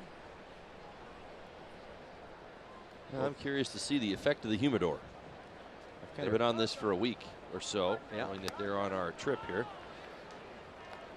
They have kind of redefined themselves. It's just, speaking as a former Colorado Rocky, getting to play in Arizona in the desert an awful lot, being out in the National League West for a lot of my career. See strike 3. Inside corner against Lyles. The effect that the humidor is having is absolutely amazing to me. You go from one of the most offensive parks in all of baseball to dead last in batting average. I mean, that is amazing. I'm looking forward to seeing how the Diamondbacks are getting it done. Now, they're actually winning some games. They're playing a little bit above 500 at home at Chase Field. But they pitch well. The relief corps has done a fantastic job. They're good defenders, but they can't hit. Strike to Jose Perella. You're right. I don't disagree with you, but they are 7-19 since their 21-8 start. So they were 21-8 at one point. This one out to center field. Brinson, a long run in, and he makes the catch. A long run in on the sinking liner to take a hit away. And that is how the bottom of the 4th ends, with another terrific play in center by Brinson.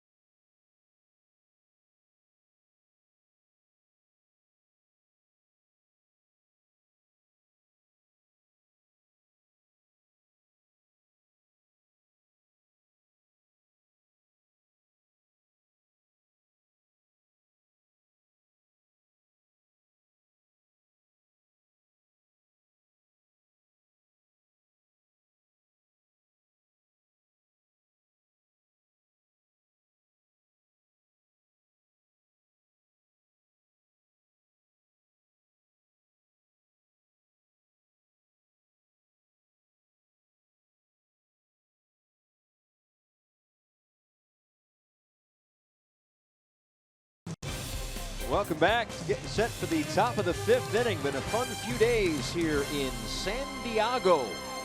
Getting to spend some time with some San Diegans. Not quite sure. Come on. We're back. Anchorman? Yeah, I'm with you. Kind of. Goodness sakes, a hot shot off of Perella. And Dietrich is aboard to begin the 5th.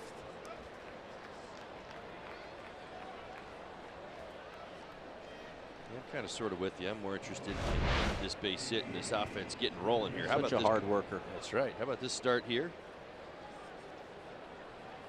One hop smash off Perella, unable to hold it. Good start to the 5th. Second hit of the night for Dietrich. And now JT Realmuto. Walked in the first, struck out in the second, riding a 7-game hit streak.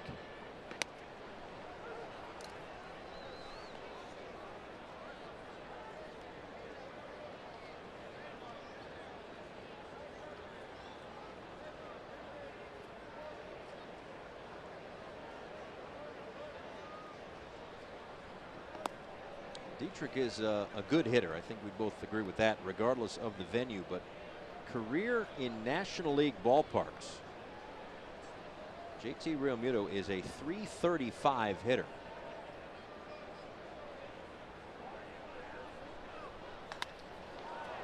Line caught and out at first.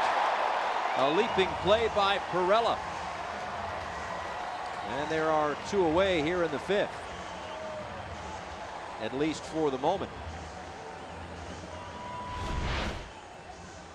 Now that one step that Derek Dietrich took towards second base, as you see Perella Sky bring that one in, able to throw from his heels.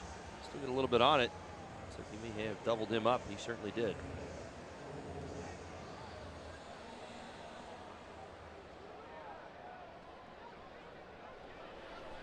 So no challenge after the double play. And now here's Justin Bohr.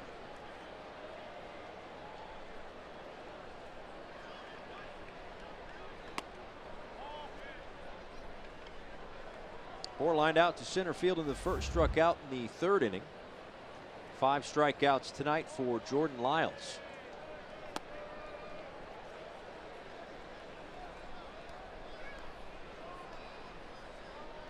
Well, for Lyles, very much a progression. I'm sure Andy Green's keeping close attention to where Lyles is at. 77 pitches. You look at how his starts break down. The longer he goes, the more trouble he gets in.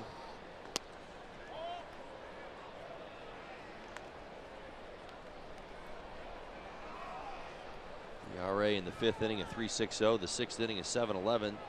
The 7th inning, up over 8.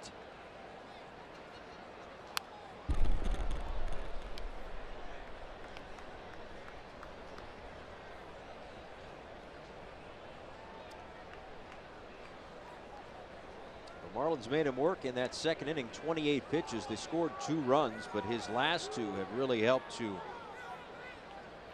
quiet the pitch count concerns as Bohr fouls that one away. Still alive, 2-2. This time of game, and I think it's probably something that Jordan Lyles has battled throughout his career. We'll see if the Marlins can maybe capitalize on it. About those last 25 pitches of his start. They're sitting above 400. Bohr grounds out to end it. We are halfway through this one, 4-2.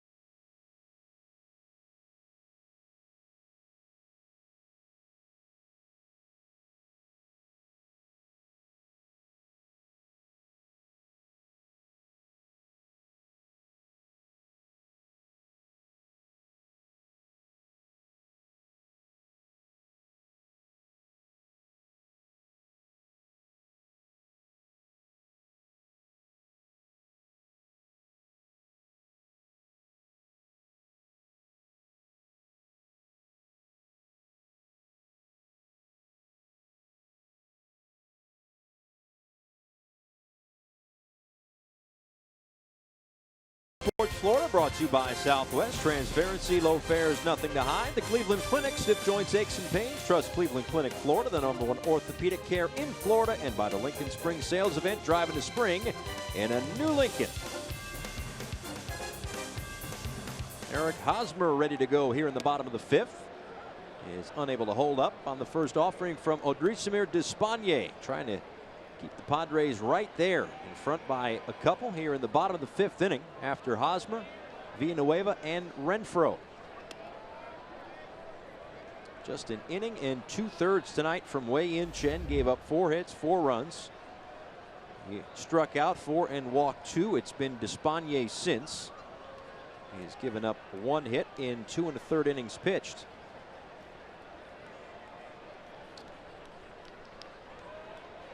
Sure if that ball came from the bullpen or what, but Lewis Brinson cleaning up the mess. And on we go. The 1-1.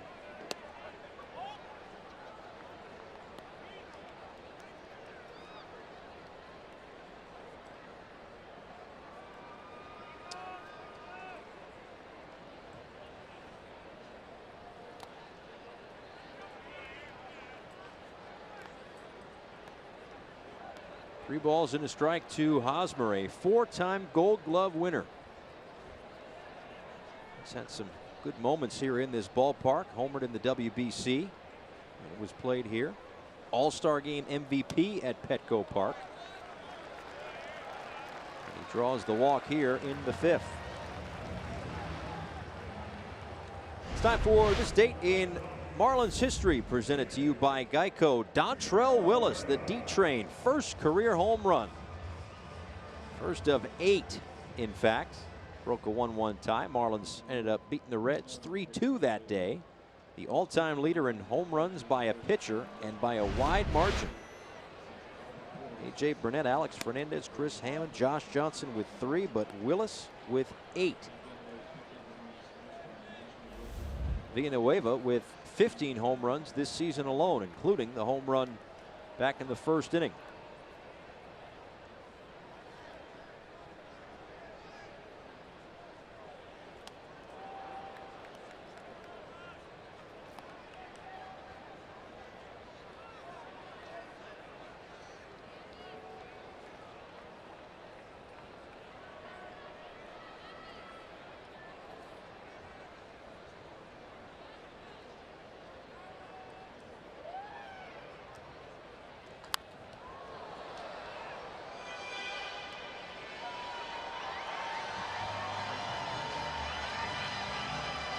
Villanueva off to a nice start on the whole. We've obviously talked about the splits numbers, but on the whole here in 2018. Last year made his major league debut in September. Hit .344 with a .750 slugging percentage in 12 games. Had 5 extra base hits and 4 home runs, and a lot of that is carried over into this season.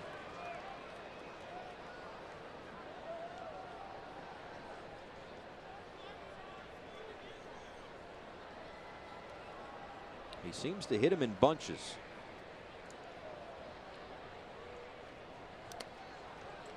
Already a couple of multi-home run games this year. If you look back at last year, among players who made their major league debut last year, he's the only one to hit 4 homers in his first 9 games. And the 3rd Padre to accomplish that feat.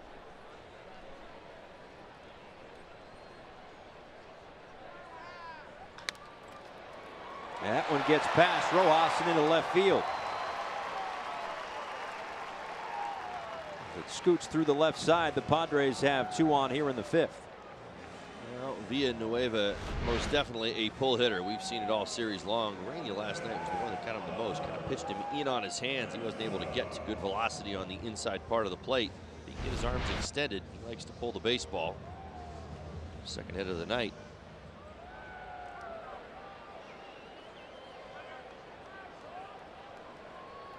Now it's Hunter Renfroe.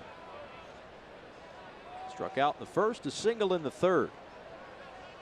Despaigne could use a ground ball here. Marlins have 3 on the left side. Instead, it's a line drive.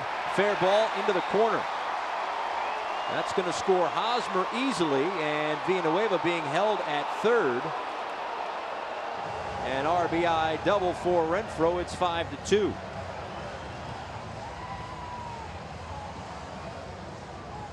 Padres fans wondering why third base coach Glenn Hoffman maybe stopped Villanueva at third base. I'd probably go back to the foul ball off his ankle. Renfroe gets a pitch he likes. Sinker up, rips it into the left field corner. But keep it fair, and Padres once again in business.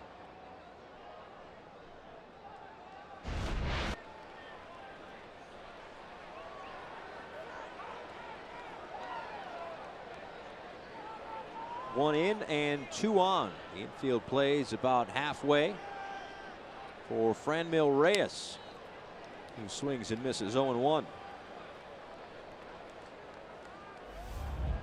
Reyes struck out looking in the first, grounded back to the mound in the third.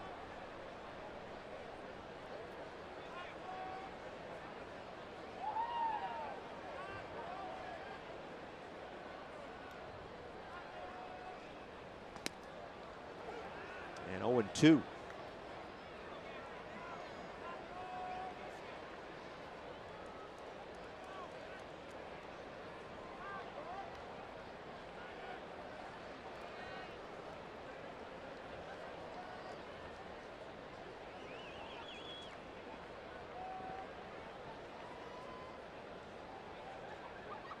Realmuto asking for it low and in. A missed spot and a loud strike. We've seen Reyes do damage above the thighs all series long.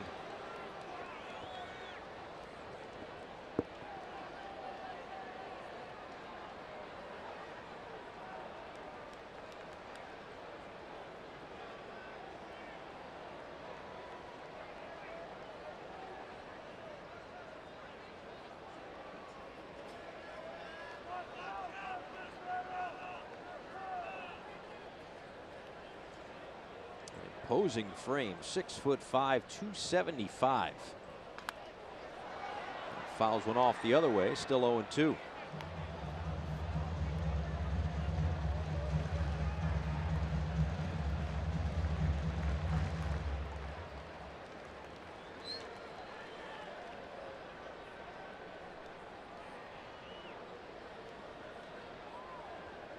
A run in and still nobody out here in the fifth inning.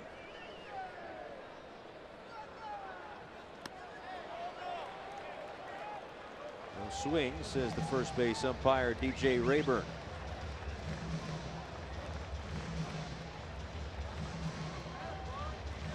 Spanier and the Marlins would like to keep it right where it's at. Lyles at 81 pitches. He has typically not worked much more than that. So you might have a couple of innings where you're into the bullpen before Brad Hand shows up.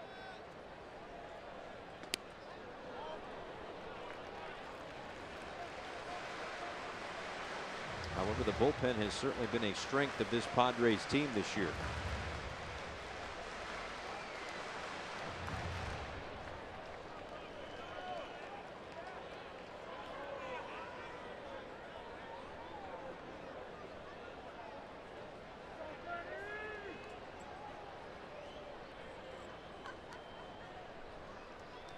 Swung on and missed.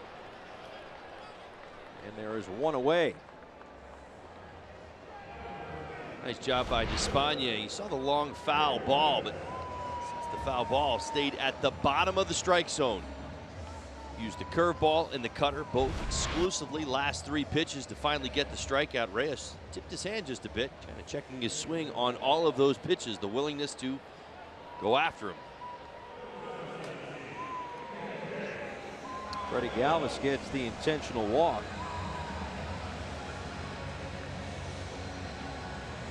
That will load the bases for A.J. Ellis. Ellis singled and scored in the second, grounded out in the third.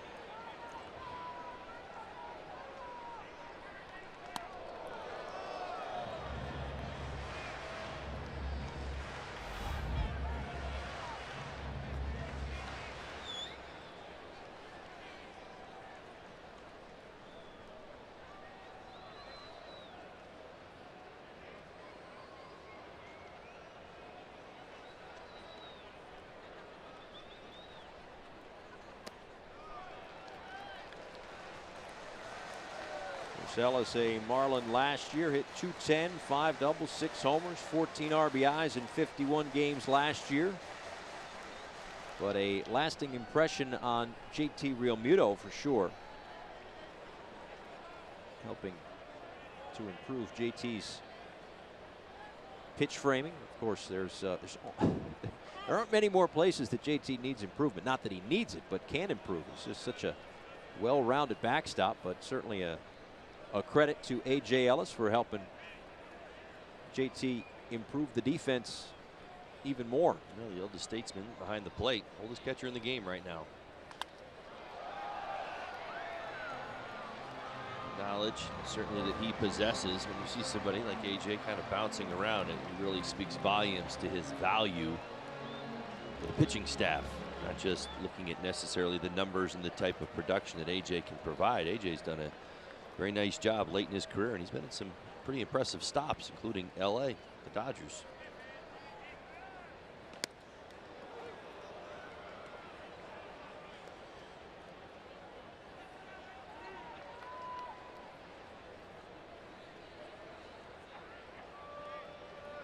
I always think the catching position's the one spot where that Tuliage, where you have a veteran and a younger guy learning from him, being able to teach.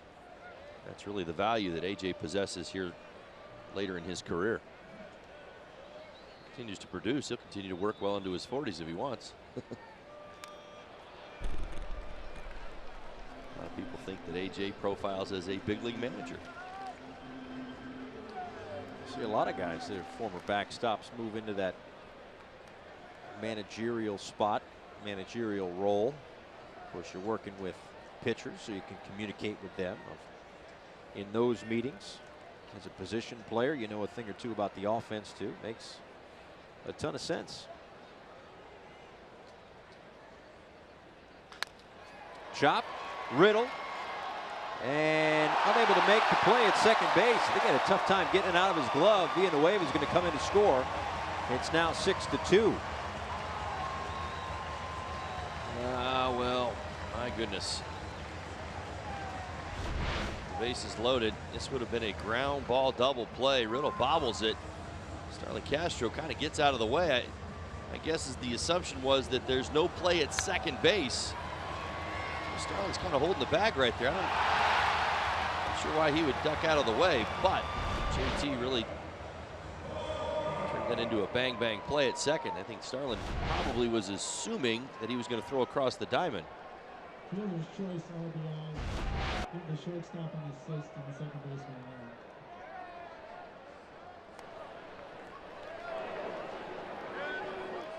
So that's going to be a fielder's choice and an error.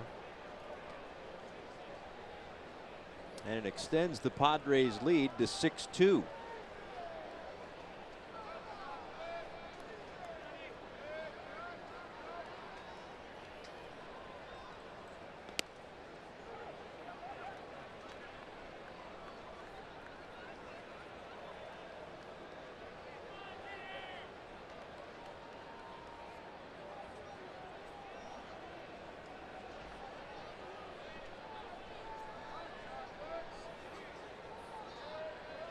Corners in, middle infield back, and a high chopper.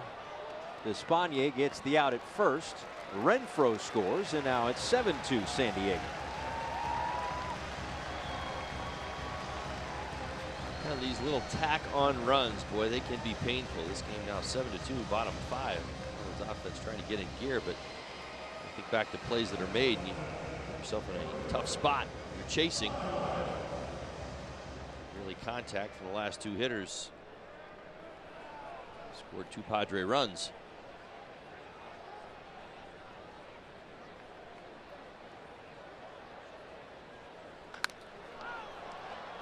Lined or chopped to third, and Lyles is retired. But 3 more across for the Padres. We are through 5 innings, 7-2.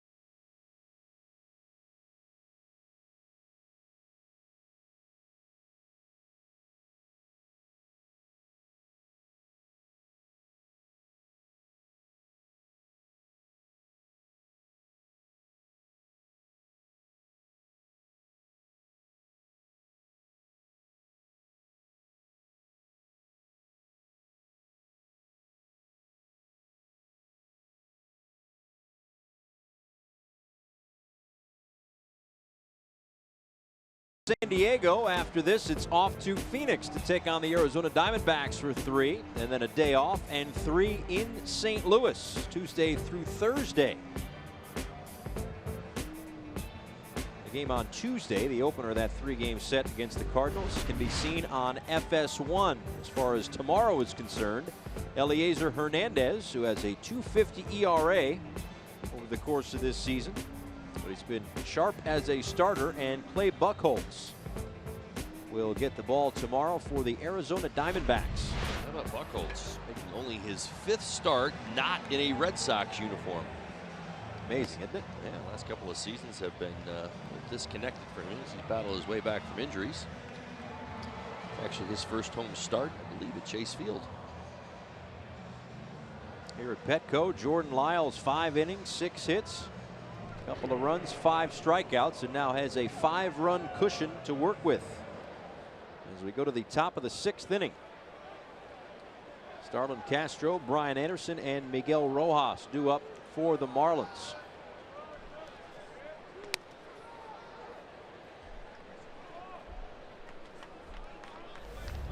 Castro, a couple of strikeouts tonight.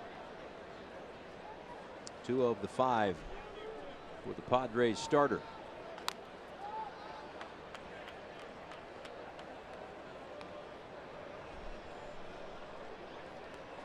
Yeah, just to finish the thought there on Buchholz, he started the season in AAA with the Royals. He exercised an opt-out in the contract. Minor league deal with the D-backs on May 5th. Tomorrow, his 3rd start with Arizona.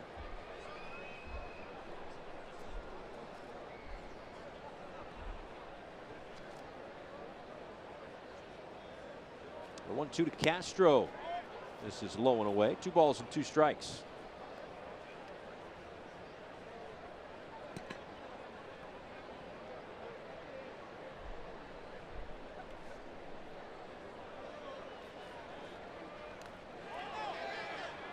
They check. Rayburn says he went around. Yeah, it's the 2nd time tonight that Rayburn's been able to get him on a check swing. See the frustration from Castro.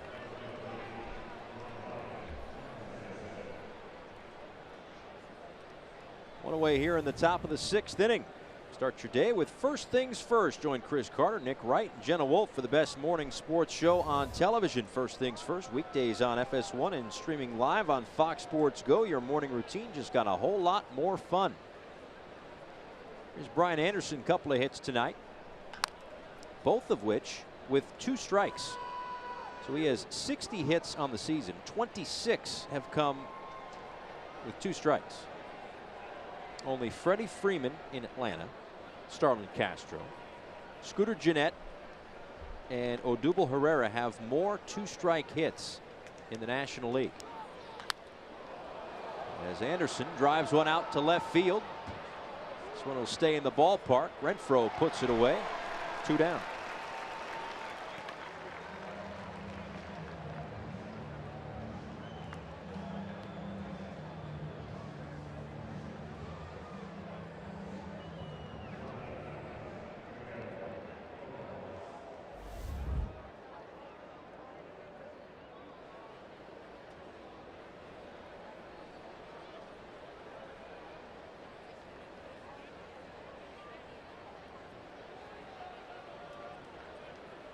Nobody on, 2 out for Miguel Rojas.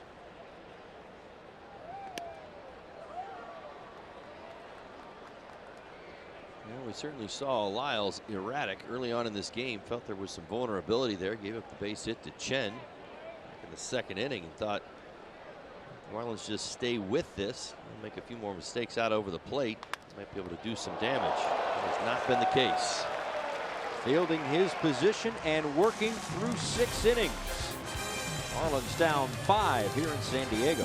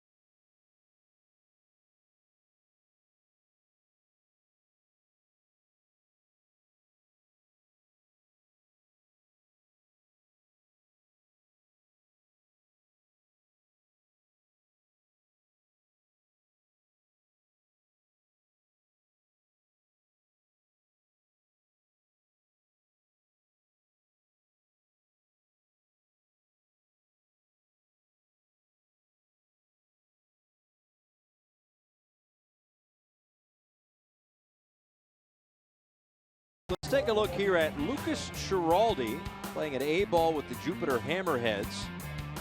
He's the son of Calvin Schiraldi, who pitched in the big leagues from 1984 to 1991. He had a 4.28 ERA in 235 games, but the youngster Lucas 2-0 with 9 saves in 10 opportunities, an 0.44 ERA, 7 walks, 22 strikeouts, playing for the Jupiter Hammerheads. This one is going to fall on the top step of the dugout.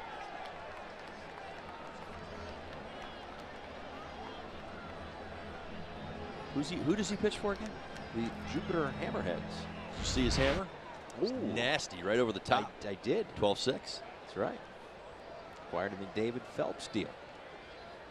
Good return so far. 0.44 ERA. Jupiter, by the way, 33-18 in the Florida State League. Off to a very good start.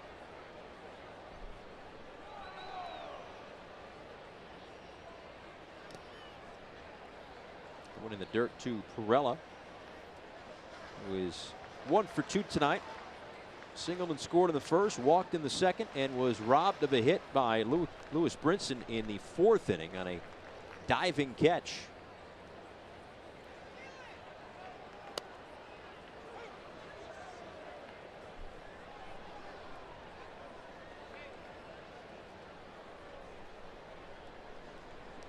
Espanier took over in the 2nd inning for Wei-Yin Chen tonight.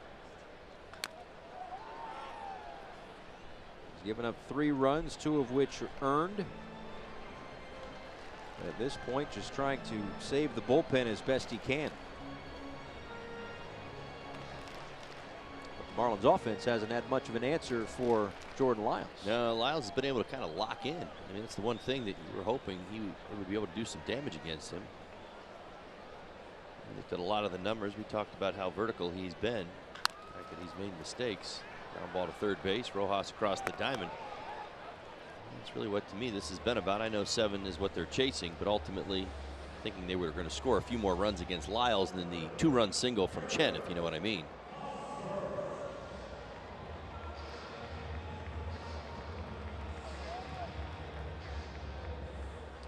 It's time now for Lowe's whole team together as we focus in on the worst Thursday records. See that? Something's got to give. This is from the Something's Got to Give department. You know, I'm usually the person that finds these things. I didn't find that one. No. And Hosmer with a base hit through the right side.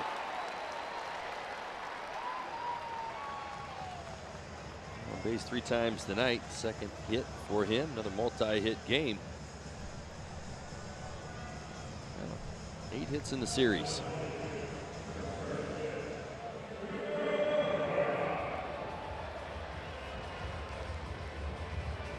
Now it's Christian Villanueva who got the scoring started for the Padres in the 1st inning. A 2-run home run. His 15th of the season.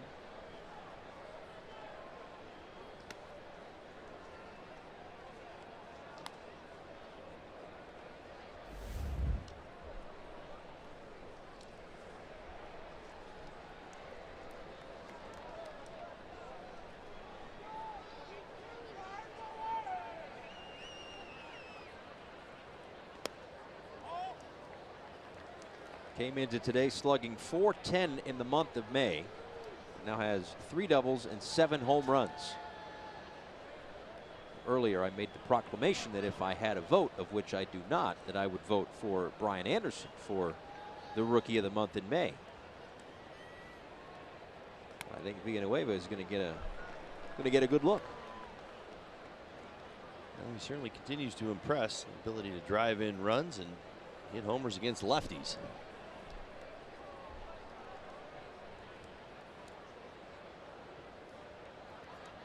Well, it's not just the 15 home runs, it's also the 35 RBIs that leads rookies as he laces that one foul down the left field line. Take you back to the 1st inning on the 1st pitch.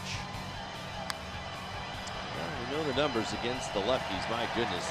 Now his 11th leads all major league hitters And I think he used Starlin Castro's bat to hit that home run. He's still using it right now. This one skied out to left field. Dietrich for out number 2.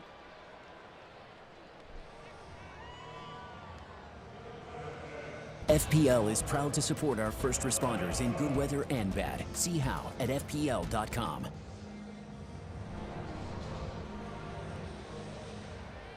Hunter Renfroe with 1 on and 2 out here in the bottom of the 6th inning. Struck out in the 1st inning, a single in the 3rd, and an RBI double in the 5th.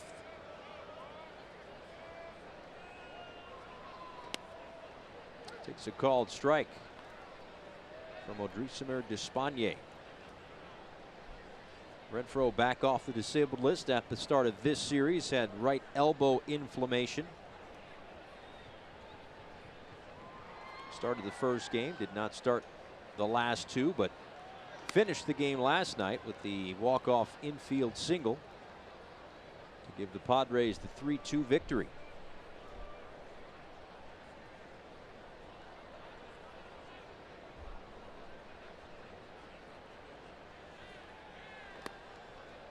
And with what happened last night, in case you're just tuning in, Brad Ziegler out as the closer for the Marlins. That's the news around the club today. Don Mattingly made that announcement beforehand.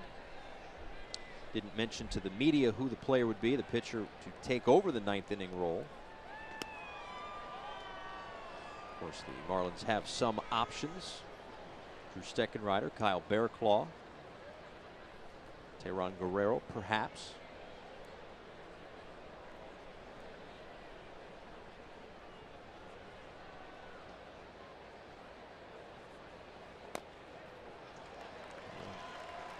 Gets away from Real Muto, and Renfroe will reach. 2 on and 2 out.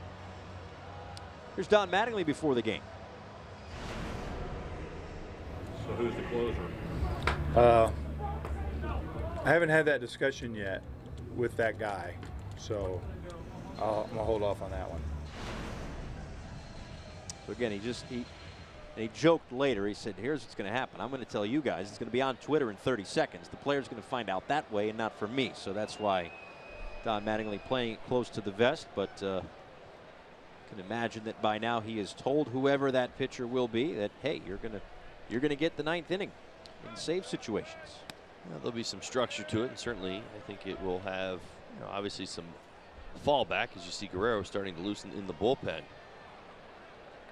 You think that Guerrero, maybe his role increases maybe a little bit later in the ball game.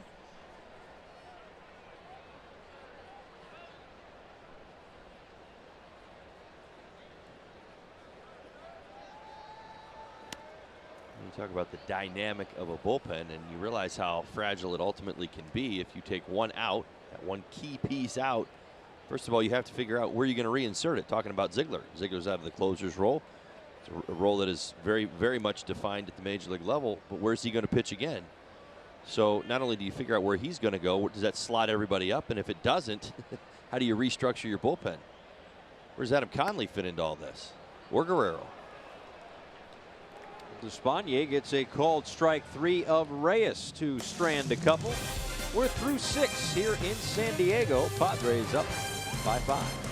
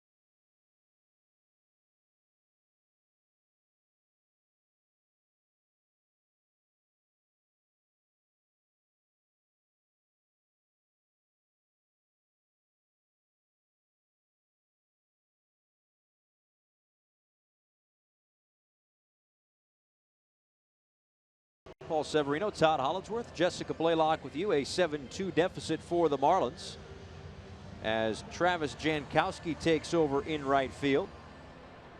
Franmil Reyes is out of the ball game. JT Riddle to lead things off. He takes a called strike. Riddle, Brinson, and perhaps Despagne. See, pitcher spot due up third in the inning. Did see Guerrero warming up, so it might be a pinch hitter, but we'll find out soon enough as it's a ball and a strike to Riddle, who singled and scored in the second and grounded to first base in the fourth.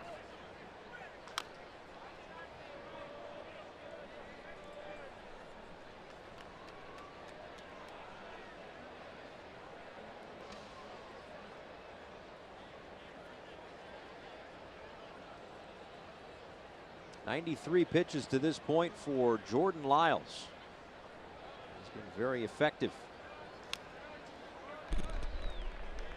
Now 94, a new high as a starter this year.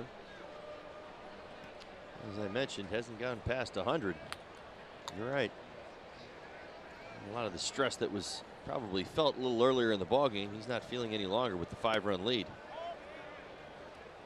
Still seems like he has a bit more in the tank, a little pop in his step as he's kind of moving around out on the mound.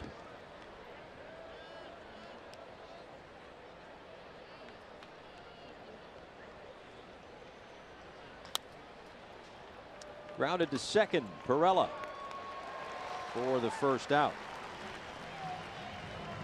So with one out, that'll bring up Lewis Brinson. And we have seen Brinson's defense on display here. Take you back, taking one away from Jose Perella, the Bonefish Grill fresh catch of the day. Yeah, nice effort there. Good break, good read. We talk about it all season long in center field. Brinson certainly learning this in the major league ballparks.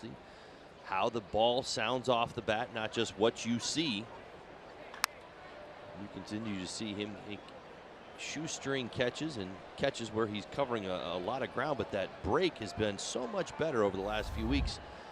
I'd even say it was back in April. As again, getting into stadiums that have that third and fourth deck, you hear things differently off the bat. You can see what you on that pop up there. He got jammed and he had a great read. Good first step in. It's starting to seem like he makes one of these catches where I jot down a little star next to it, like once a series, right?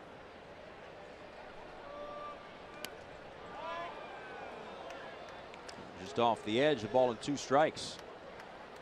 And certainly the one area of his game that is really starting to improve and continue to blossom. He feels very comfortable in the outfield.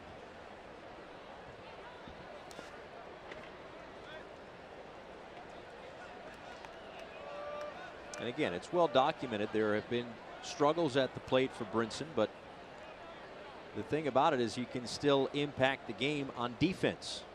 And that goes for anybody who's struggling for a week, 2 weeks, a month, whatever it is. It still help the club when you're out in the field. As this one is chopped to Villanueva on the backhand, a strong throw. And gets Brinson for the second out here in the 7th. The next all-you-can-eat Saturday is June 9th when the Marlins take on these San Diego Padres. Starting at just $30, you get a ticket to the game, unlimited Nathan's hot dogs, popcorn, peanuts, nachos, Pepsi soft drinks, or Aquafina water.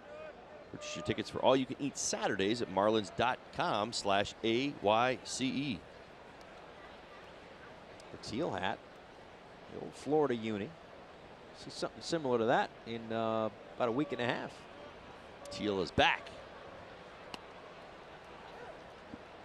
Throwback weekend, June 8th through the 10th, when the Padres are in Miami. As J.B. Shuck is off the bench, the day is done for Despagne.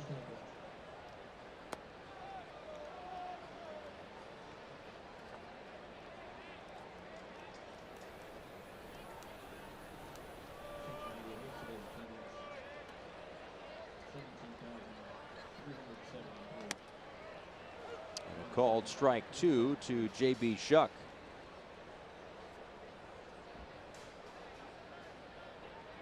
Oh for 1 as a pinch hitter in last night's ball game. 1 for 4 with a double and an RBI in the series.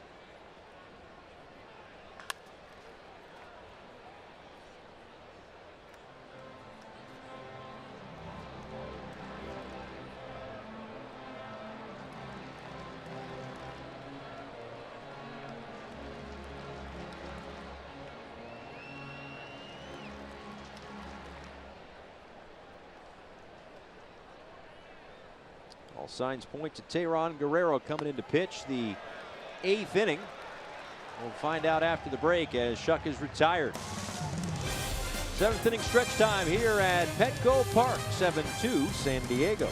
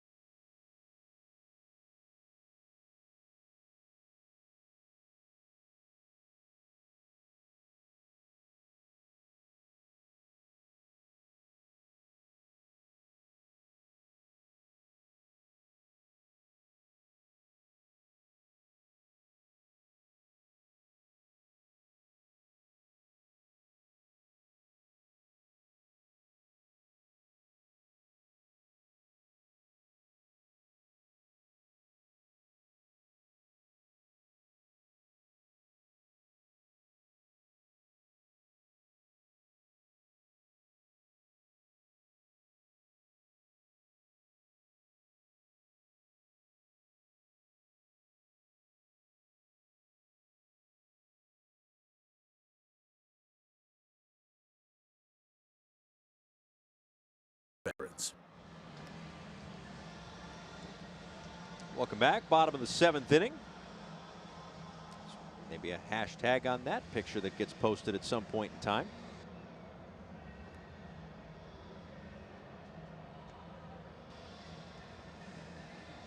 Now, you took a picture of me and posted it with a hashtag earlier this series. Here inside the ballpark, they have the hashtag SD and HD. What are you talking about? Yeah. Oh, we're gonna play dumb now. Is that what we're gonna do? Huh? Yeah, you put a picture of me on the Twitter machine. I don't know how that happened. I just took a photo, and next thing I knew, it was on the big board. It's on the big board. 7,500 square feet of fun in left field.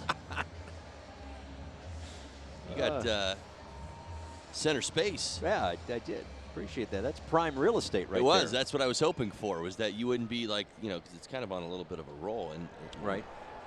The left side much smaller than the middle. Yeah. Well, I appreciate that. Listen, man, you're famous in San Diego now. That's right. Because it wasn't like any of the Marlins during batting practice noticed it and wondered why I was on the big board. Miguel Rojas asked me, "Who are you?" Hey, there it is. There it is. Look at that. That's what we do when we're up in the booth. Well, it worked. I honestly, I wasn't sure it was going to work. I was kind of testing it.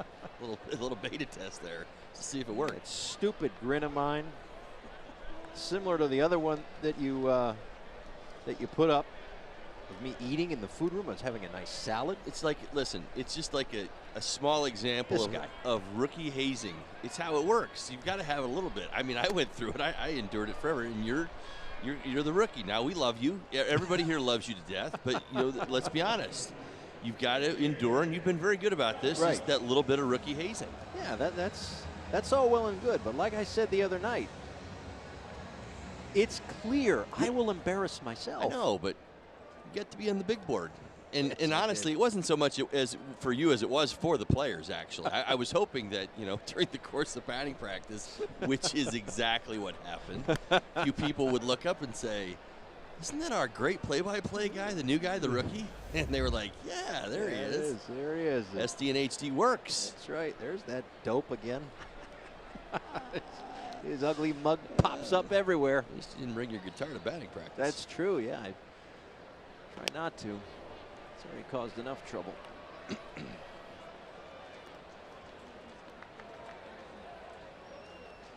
Teheran Guerrero with a strikeout of Freddie Galvis to lead it off. And now ahead in the count 0-2 to A.J. Ellis.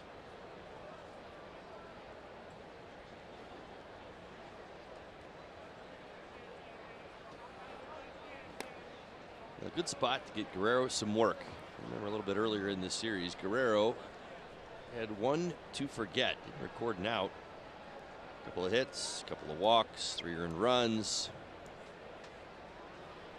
You don't want him leaving San Diego with bad memories. Remember, this is a place Marlins only come once a year. He's got 2 strikeouts. And I've told you that matters, and you remember how you played or how you pitched in certain ballparks, and I think this is a great opportunity for the young man, even though we were just talking about restructuring of the bullpen, to get him an inning of work here, if not more. He's only at 7 pitches. You may even see maybe a little bit more to go with it. But the point is, great opportunity in a game that Marlins are trailing 5, and him back online. Outside to Manuel Margot. Yeah, absolutely. And this game, notwithstanding a 5-run lead, but we see it with a lot of pitchers, not just Guerrero or anybody in the Marlins bullpen across baseball. We see it. 7th inning might be a 1-run game at the middle of the order coming up, but the heartbeat's different in the 7th and in the 9th. And Don Mattingly had been asked about Guerrero in the closer role a couple of nights ago, and he said, you know, it's kind of the emotional games that he seems to struggle with. And obviously the emotions in the 9th inning are a little different than they might be in the 6th or the 7th or the 8th, even if the score is exactly the same. It's very an interesting dynamic, having been there as a hitter many times throughout my career. Certainly can't speak to it on the mound, but you do feel it. It's like hitting in the World Series or the playoffs or anything that kind of raises the bar or the importance of the game. Now, honestly, you can do it yourself if you create it in your mind, but you've got to be able to control those emotions. I used to say it all the time. The first at bat of every ball game, you had the jitters, like it was your first big league ball game. It's always there. Every game I ever played. Now, as the game would go on, you'd start to relax and kind of get into the flow of the game. I would assume guys that I talk to in the bullpen all the time say it's the exact same thing. There is a huge adrenaline high that you have naturally built into every appearance, whether it's a 2-2 ball game in the 9th or whether it's a 10-0 game that comes into the 7th. You may come in with a little less, but it exists. And to your point, when you add this is a more important out, or this is a more important pitch, or this is a save situation, next thing you know, your mind starts to work and the nerves can get the best of you. Corey Spangenberg off the bench for the Padres, so that's going to do it for Jordan Lyles after 7 strong innings.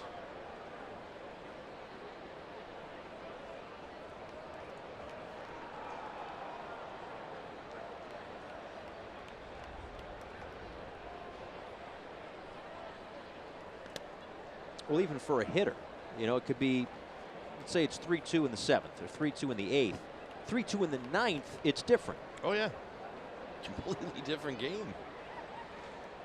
You talk about desperation. You talk about it in other sports and understanding what desperation is when your back's against the wall and you're down a run and you're the last man standing. Big swing there by Spangenberg, and down in the count, a ball and 2 strikes. When you speak to the 9th inning, it's very funny. You can learn an awful lot from kids. I do a lot of kids coaching in the off season. One thing that most kids believe is that if they're actually the last out of the game, that the loss is entirely their fault because they were the last out.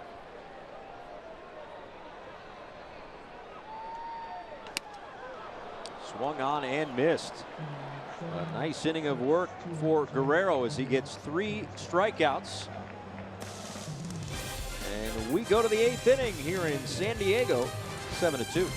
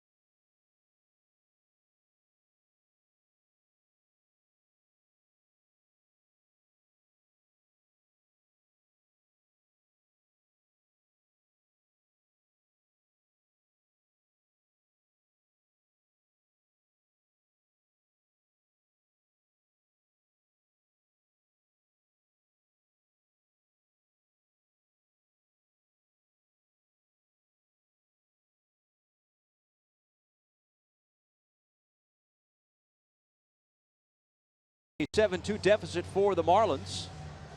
As we go to the top of the 8th inning, time is running out. Kirby Yates is in out of the bullpen, pitching in his 23rd game this year, a sub-1 ERA, and an opponent batting average right around 170. Part of this very strong Padres bullpen. Again, a strength of this club that outside of tonight doesn't score a ton of runs. Their starting pitching's been up and down, but the starting pitching was good tonight. 7 strong innings from Jordan Lyles. 6 hits, a couple of runs, a walk, 7 strikeouts. And now they will try to get the last 6 outs from their pen. Derek Dietrich, JT Realmuto, and Justin Bohr due up for the Marlins as they look to rally late in this ball game. Well, you mentioned Yates' outstanding numbers. They certainly are this season. Sub-1 ERA. He's been an outstanding Padre since arriving last year. 41 innings, 68 strikeouts, 1.32 ERA. Padres are thrilled to have him. 4-seam fastball, slider split. Fastball 94-95. Split will come in about 87, 88 miles an hour. As Dietrich drills one to left to right field, a home run. Oh boy, I'll tell you what, Dietrich is, that was about 5 games ago. He got locked in. Listen, you can see why Yates is a little ticked off. This fastball has got to be a good 6-7 inches atop the strike zone. This is neck level. My goodness, Dietz. That one got out so quick. Watch I where this pitch is. Decipher my right from my left. It's Man. shoulder high. It's above the letters. He knew it. That's sitting on a fastball right there, people. Teeing one up and leveling off at the top of the strike zone. You can't teach that. Siree. 3rd hit of the night. My goodness, he is back.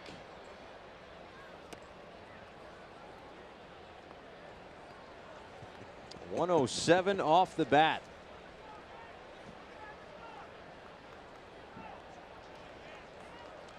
Yeah, that's where you say, how'd you hit him? And you just get a shoulder shrug.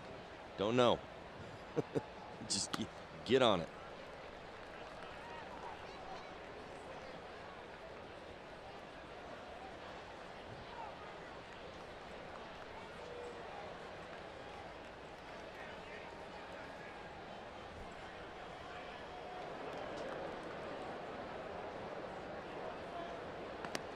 Outside to Realmuto, and it's 2-1.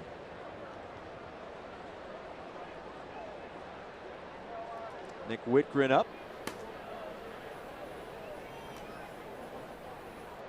What a night for Dietrich. 3 hits and the home run.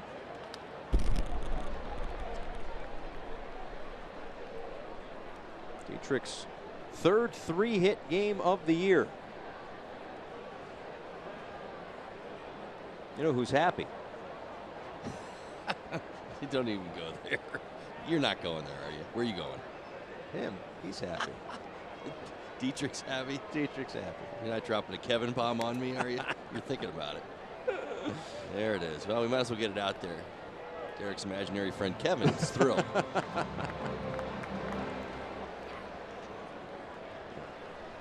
Fans in South Florida want to know what in the world we're talking about.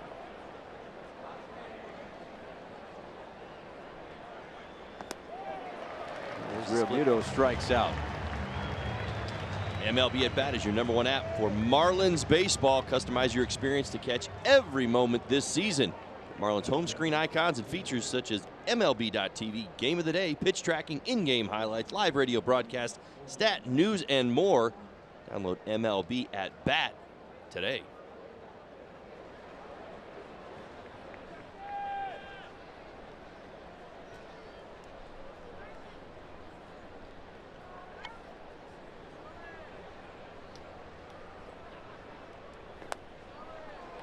Bohr swings over the top of that one, 0-1. Bohr looking for his first hit tonight.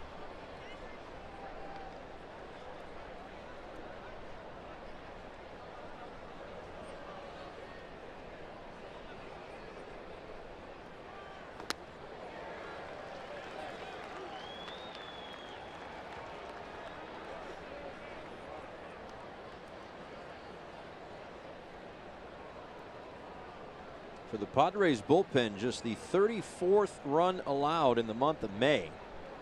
They entered the day tied with the Cubs for the second fewest in the National League. Nice job by JB laying off the splitty.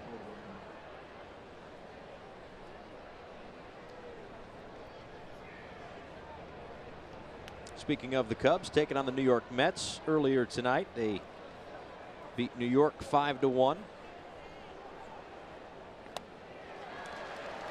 Gore strikes out for the second out here in the 8th inning. The Phillies a 2-1 winner over Clayton Kershaw and the Dodgers. Kershaw back off the disabled list. 5 innings for him, 5 strikeouts, but the Phillies 1 run better. A Jorge Alfaro double in the 7th inning gave them the 2-1 lead. They would win by that same score. The Atlanta Braves a 4-2 winner over the Washington Nationals. As Castro to the left side, Galvis from his knee, safe. Good hustle by Castro. My goodness, I think we may have seen this for the remaining months of this baseball season had he made this play. Holy cow, wow. Let's try by Galvis. His momentum takes him almost into short left. And you see Starling get just past. Watch the ball interior of the glove from Hosmer. My goodness, great effort. How about the strength of his arm? Holy cow. Oof. Fair to say that I bet half the shortstops in the National League don't even throw that ball. Not even close. Made that very, very close. But Castro gets his first hit of the night. Meanwhile, Anderson has 2.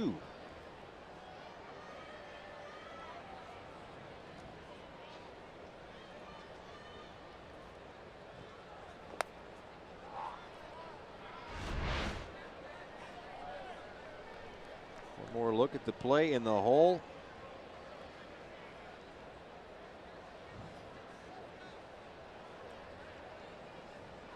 Watching the play on the big screen out there in left center field. That was appreciation for some effort right there. Certainly understood. Like I said, today's day and age where we review everything, I think a lot of times we see plays that my generation, sometimes you'd get a call or you see a call late. My guess is that Galvis would have got that call about 7-8 years ago. You're right. Tie goes to the runner. Well, you know what I'm talking about. It's just like you can almost sense the momentum. I played in a generation where obviously you didn't have cameras around and everything was being, reviewed or replayed, which, obviously we're getting the calls right now. But the point is that was an incredible play. You can almost sense it here in the building. Padres saw the momentum. Was it 4 steps in the hole? He ends up sliding from his knees. Gets the ball all the way across the diamond.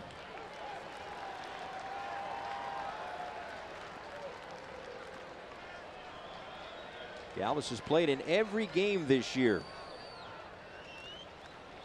Very good defender, even though he was unable to get Castro, who will be off with this 3-2 pitch.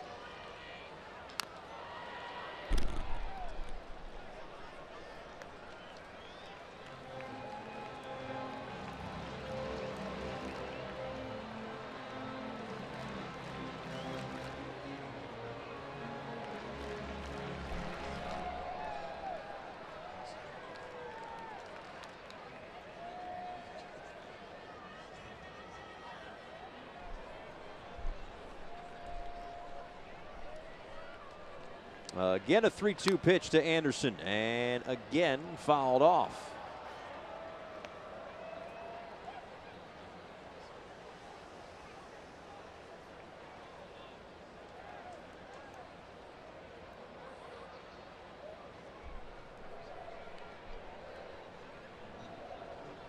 The Marlin fan that we saw earlier with the old teal will go home with a souvenir tonight. Good for him.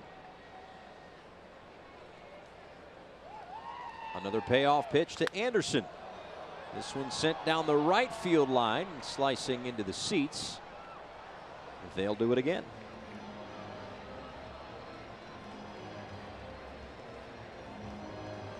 Still a little ways to go in this one with 2 outs in the 8th inning, but Craig Minervini and Jeff Nelson have the Marlins Live post-game show presented to you by WB Mason. We'll hear from Don Mattingly.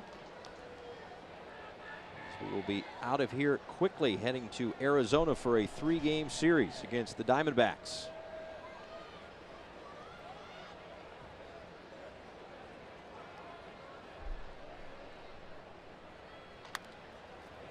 Half swing. Villanueva gets Anderson, and the inning is over.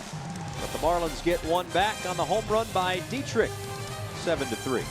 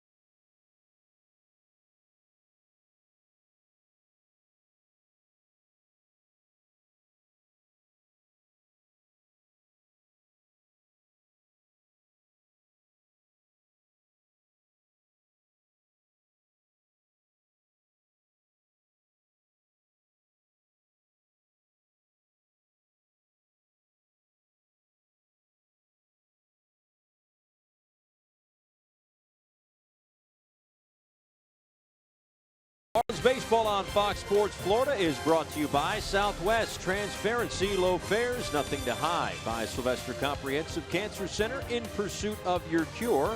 And by your South Florida Honda dealers. The Gaslamp Quarter here in San Diego. Just a few steps from the ballpark here at Petco Park. Beautiful little downtown setup that they've got. Hotels, restaurants, bars, all within walking distance from this beautiful ballpark that opened in 2004. Nick Whitgren takes over his 18th game this season. Outside of really what, one kind of hiccup, he has been very good out of the bullpen for Don Mattingly and the Marlins. Fastball curve change for Nick.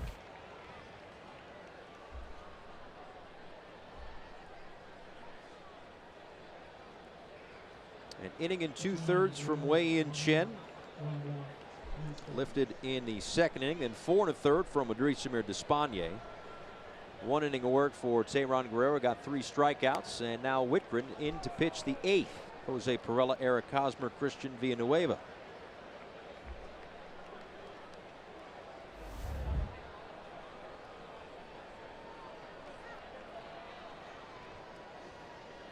Perella singled in the first, scored on Villanueva's home run.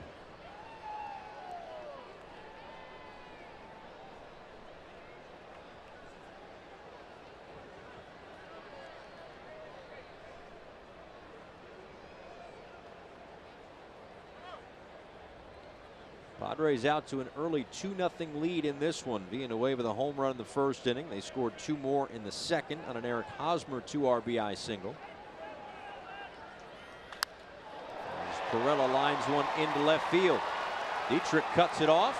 Perella towards second. Here's the throw. And he's in there with a double.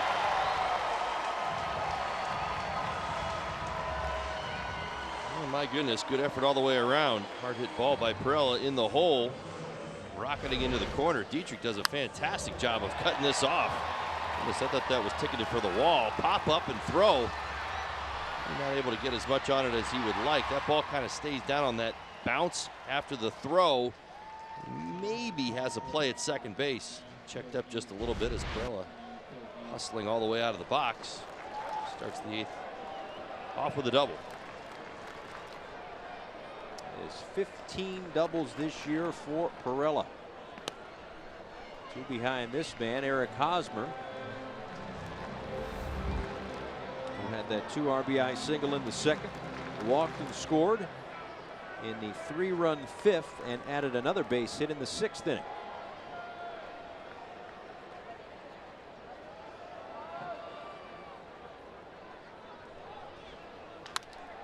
Off the hand of Whitgren and past Riddle into center field.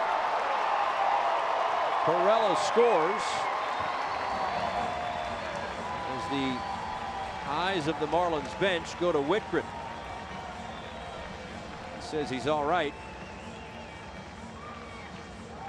And the training staff, Don Mattingly, Juan Nieves heading out. Whitgren waving everybody off. We'll come out and check him anyway. 3rd hit of the night. He barrels it up and beats it into the ground. Hosmer's been hitting the ball on the ground just about all season long. Hits it hard 3 times tonight. He's got 3 hits.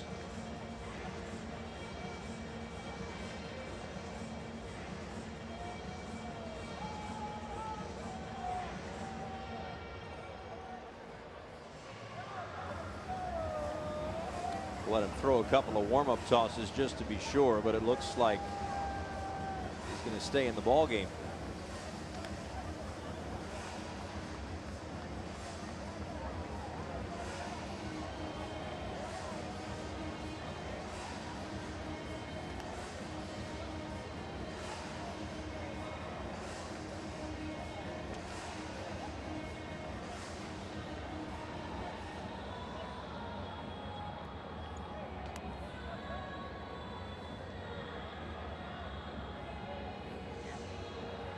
Now those are just warm-up tosses, right? But didn't look like he had total control. I know I'm really diving into this thing, but he tried to throw a breaking ball. It was up high. Like, that's what the training staff is looking at, right? Or is that enough right there, that last pitch? I think his word is going to matter a lot more than the actual look of his pitches, because again, you take, you know, he's just out there trying to stay loose and certainly prove to everybody that he's healthy enough to keep going. So what you're asking for is if that was Guerrero, you would expect to see a 100-mile-an-hour warm-up pitch? Well, no, not necessarily, but I mean, you needed a little more evidence is what you're kind of getting at. I was asking you if that's what the training staff was looking for. That's a good question. It really is. Well, I just, like I said, I think the word matters a lot more than the actual result from what you're looking at. I used to wonder that. It's actually a very good question. I used to wonder it all the time myself. But I'm like, he's not going to sit back and, you know, throw 92. There was many times I was in the outfield where that would go on, and I kept thinking, boy, he doesn't look like he's throwing very hard, though. But everybody says he's okay. Yeah, no, I think it was more the shape of the curveball, I think, that was the one that made me ask the question. But anyway, he stays in the ballgame to face Villanueva. And this is just low and away, a ball and a strike. It was a 2-run home run for Villanueva back in the 1st inning that got the Padres on the board. They have scored 6 runs since and lead it by 5 here in the 8th.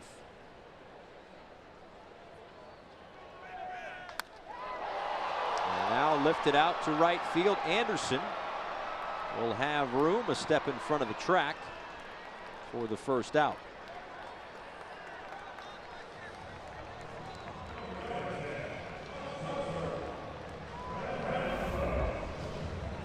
Again, Eliezer Hernandez and Clay Buchholz, the 2 starting pitchers. Marlins Live pregame show on the air at 9.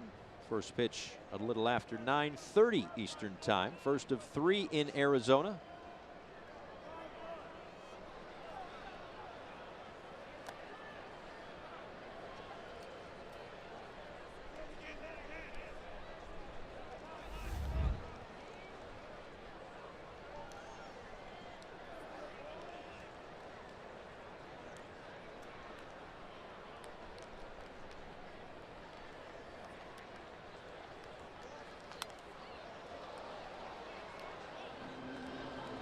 fouled back below us, and it's 1-1 to Hunter Renfroe.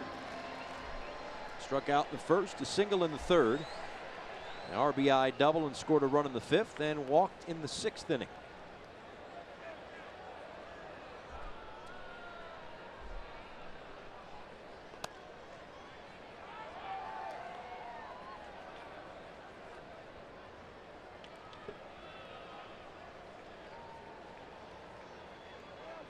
Phil Hughes, newly signed, picked up by the Padres earlier this week. The next time he gets into a Padres game, which could be tonight, will be his Padres debut.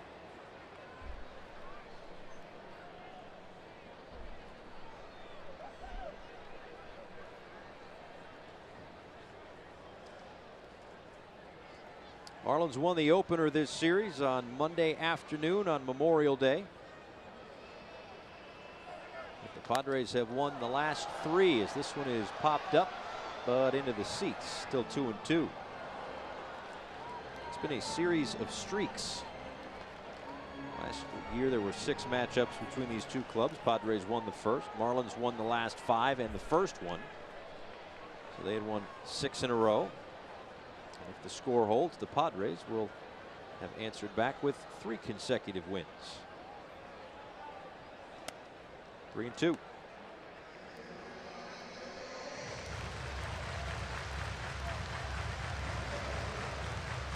For Andy Green and the Padres, certainly a lot of season left, but it's been a rough few years for him here in San Diego. 11 consecutive years without a trip to the playoffs, as Whitgren issues the walk to Renfroe. You're right. Certainly San Diego Padres would like a little bit more offense. I was just sitting here kind of pondering that. Hunter Renfroe is somebody who they would love to get going. 26 home runs last year for the Padres, 122 games.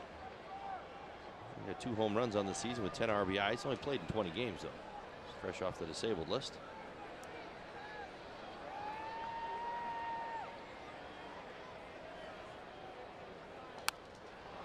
Jankowski slaps that one foul.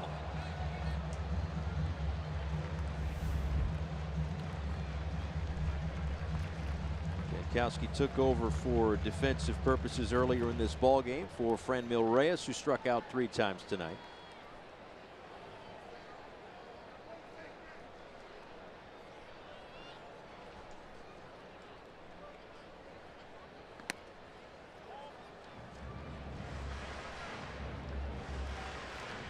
Talked about the want for offense, and that's why they went out and got Eric Hosmer this offseason. Farm system is strong. They're certainly hoping that whether it's at the end of this year or next year, some of these guys make an impact at the big league level. Well, I'm talking about Hosmer. That really was the idea. Certainly we'll see him in Miami as we get off this road trip. But the idea with Hosmer, again, he's had a good offensive series as well, 8 hits, is that not only will he lead by example on the field, defensively, offensively, in the dugout, but as well as in that clubhouse.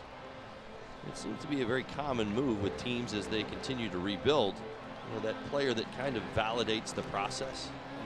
Watch organizations, you know, kind of take that leap of faith, and Hosmer certainly represents that. I don't think anybody really pegged the Padres to win this season, yet they were, I think, the leading frontrunners for Hosmer almost all winter long. I know it took, seemed like a lot longer than it should have, but yeah, the end ends up with the team.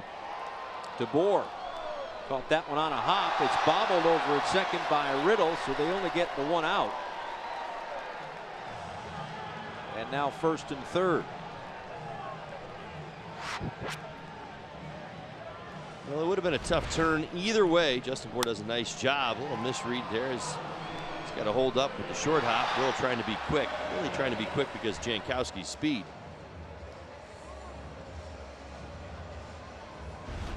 Runs well out of the left batter's box. Knew he was going to have to be quick. I'm not convinced they would have been able to get him at first if everything was as smooth as they were hoping. 2 out now for Galvis. He lines one out to left field. Dietrich is back and makes the catch on the track for out number 3.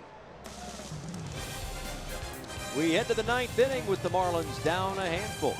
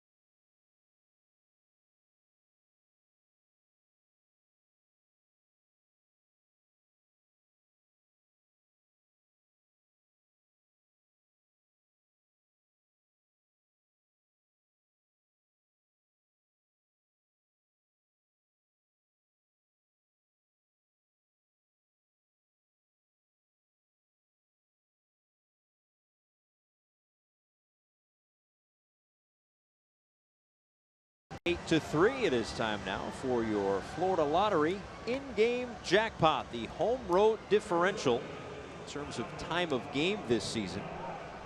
For the Marlins, it's a difference of 7 minutes, a little bit quicker on the road. For the Padres, they play 2:52 on the road. But here at home, we are closing in on a 3-hour game.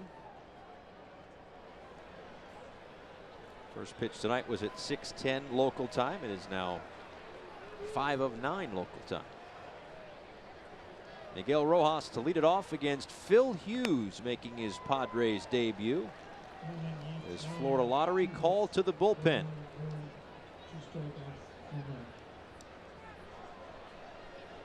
Phil Hughes, 31 years old. He's had an interesting journey. One-time opening day starter. And he has been kind of progressing in the wrong direction over the last few seasons with the Minnesota Twins.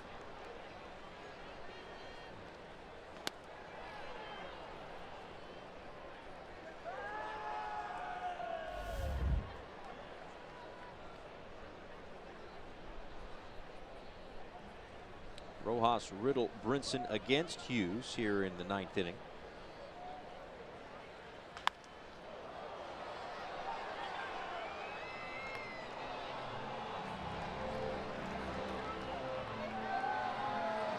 Traded from the Twins to the Padres earlier this week.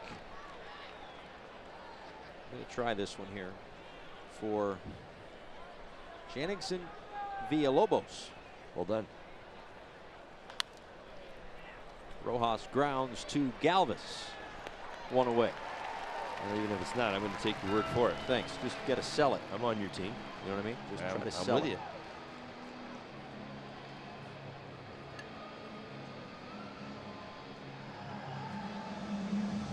Now, Hughes has had some bright spots throughout his career. A couple of seasons in New York, 18-win season in 2010, a 16-win season in 2012. He made his way to the Twins after a 14-loss 2013. And he just went out with the Twins that year and went 16-10. This was the year I was kind of looking for. 209 innings. Now, I did give up 221 hits, but here's the thing. I would still believe it's the record to this day. His strikeout to walk ratio. First season in Minnesota, 2014. 90-mile-an-hour fastball inside to Riddle. You ready? Yep. 186 to 16. I'm not going to break it down for you, but that's what it was. He had 186 strikeouts that season in 209 innings. He walked 16 batters.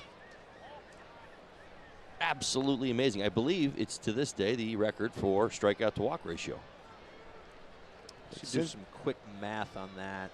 If you carry the 1, I think it's like 11.63 to 1. That was the year he finished 7th in the Cy Young voting. Right, impressive year. It's been downhill ever since. 25 starts the following season, 4.40 ERA after that. Dealing with injuries, ERA just a tick south of 6. In 16 and 2017, same thing. Here in 2018, ERA sits at a robust 6.75.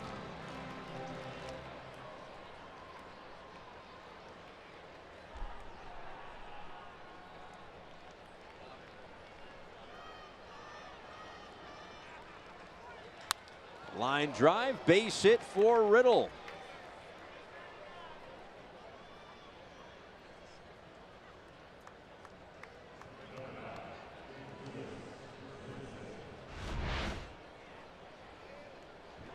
Slaps that one right back up the middle. So that's now hits in his first and his potentially last at bat here. A multi-hit game for JT Riddle. Here's Brinson.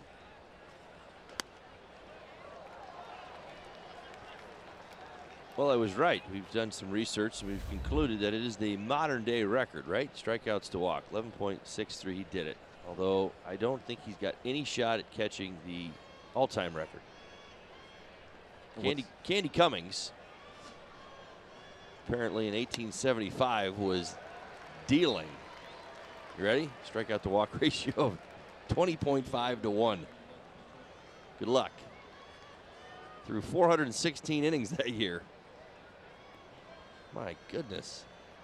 His arm proceeded to fall off, and that was it. 416 innings with a strikeout to walk ratio of 20+ to 1.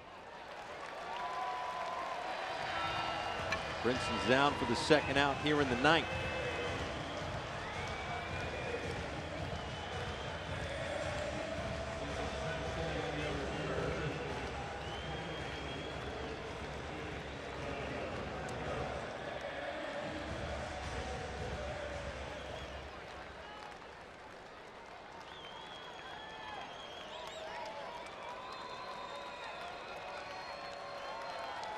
Yadiel Rivera, last hope for the Marlins. His first pitch from Hughes is outside.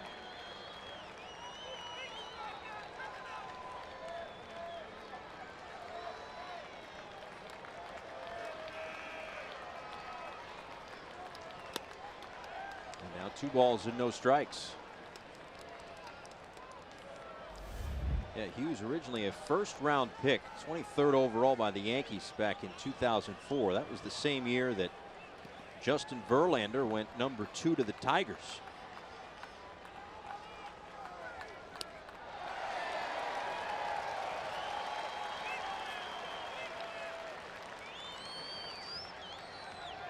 Homer Bailey went number 7. He's in town with the Cincinnati Reds, waiting on the Padres tomorrow night.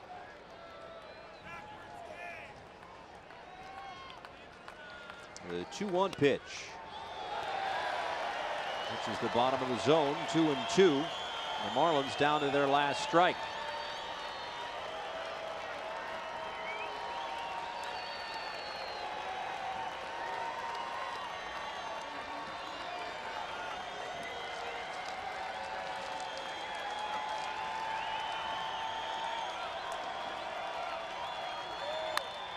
Up the middle, a base hit for Yadiel Rivera.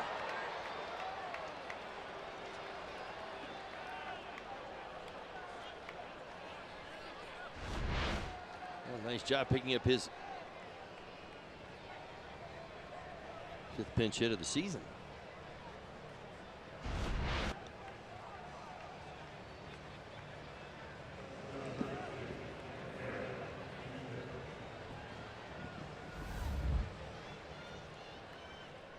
Now Derek Dietrich, who hit a line drive home run to right field back in the 8th inning.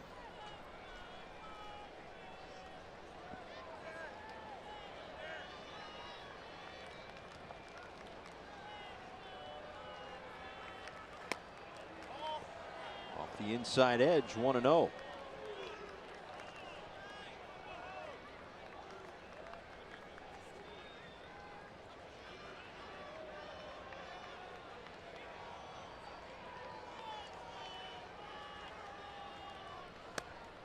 Now 2 balls and no strikes.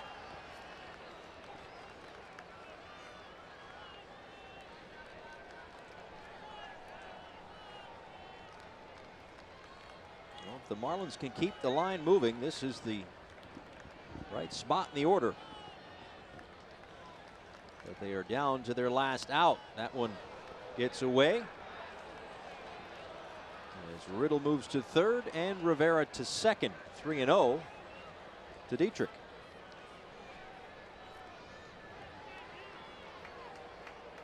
Dietrich has had a very nice bounce back May. Slow April, 228. Came out hot, slowed down towards the end of April. Playing time is starting to regularly come back. So it's consistently produce. Batting average this month up near 300.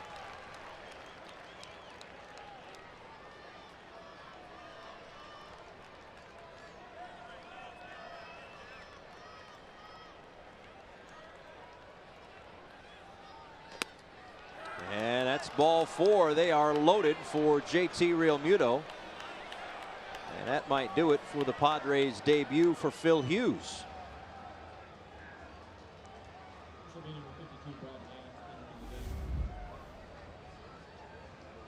It's going to be Brad Hand, the Florida Lottery call to the bullpen. Bases loaded here in the 9th.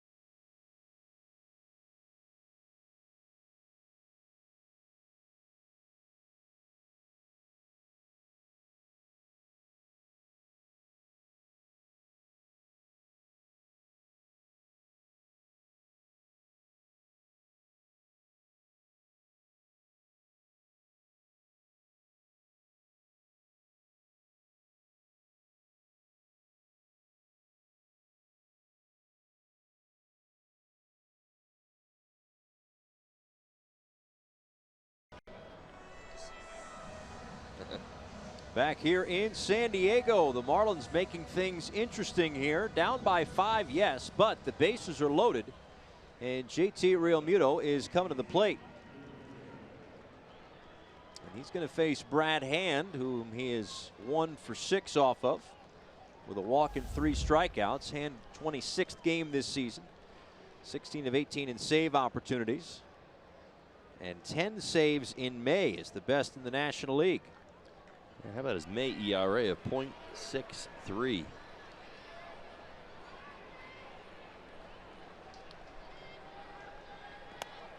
The first pitch to JT is in there for a called strike. Couple of strikeouts tonight for Realmuto, but has also walked. Did so in the first inning.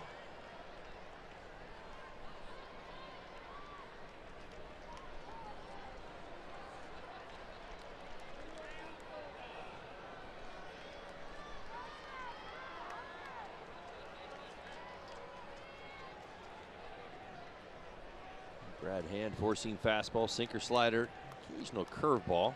Throws very few. He sticks to the sinker slider combination.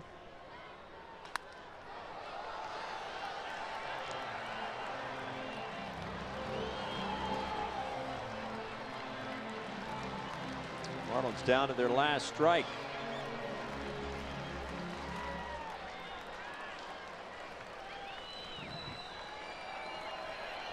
Giving up a couple of home runs on that sinker to a right-handed batter.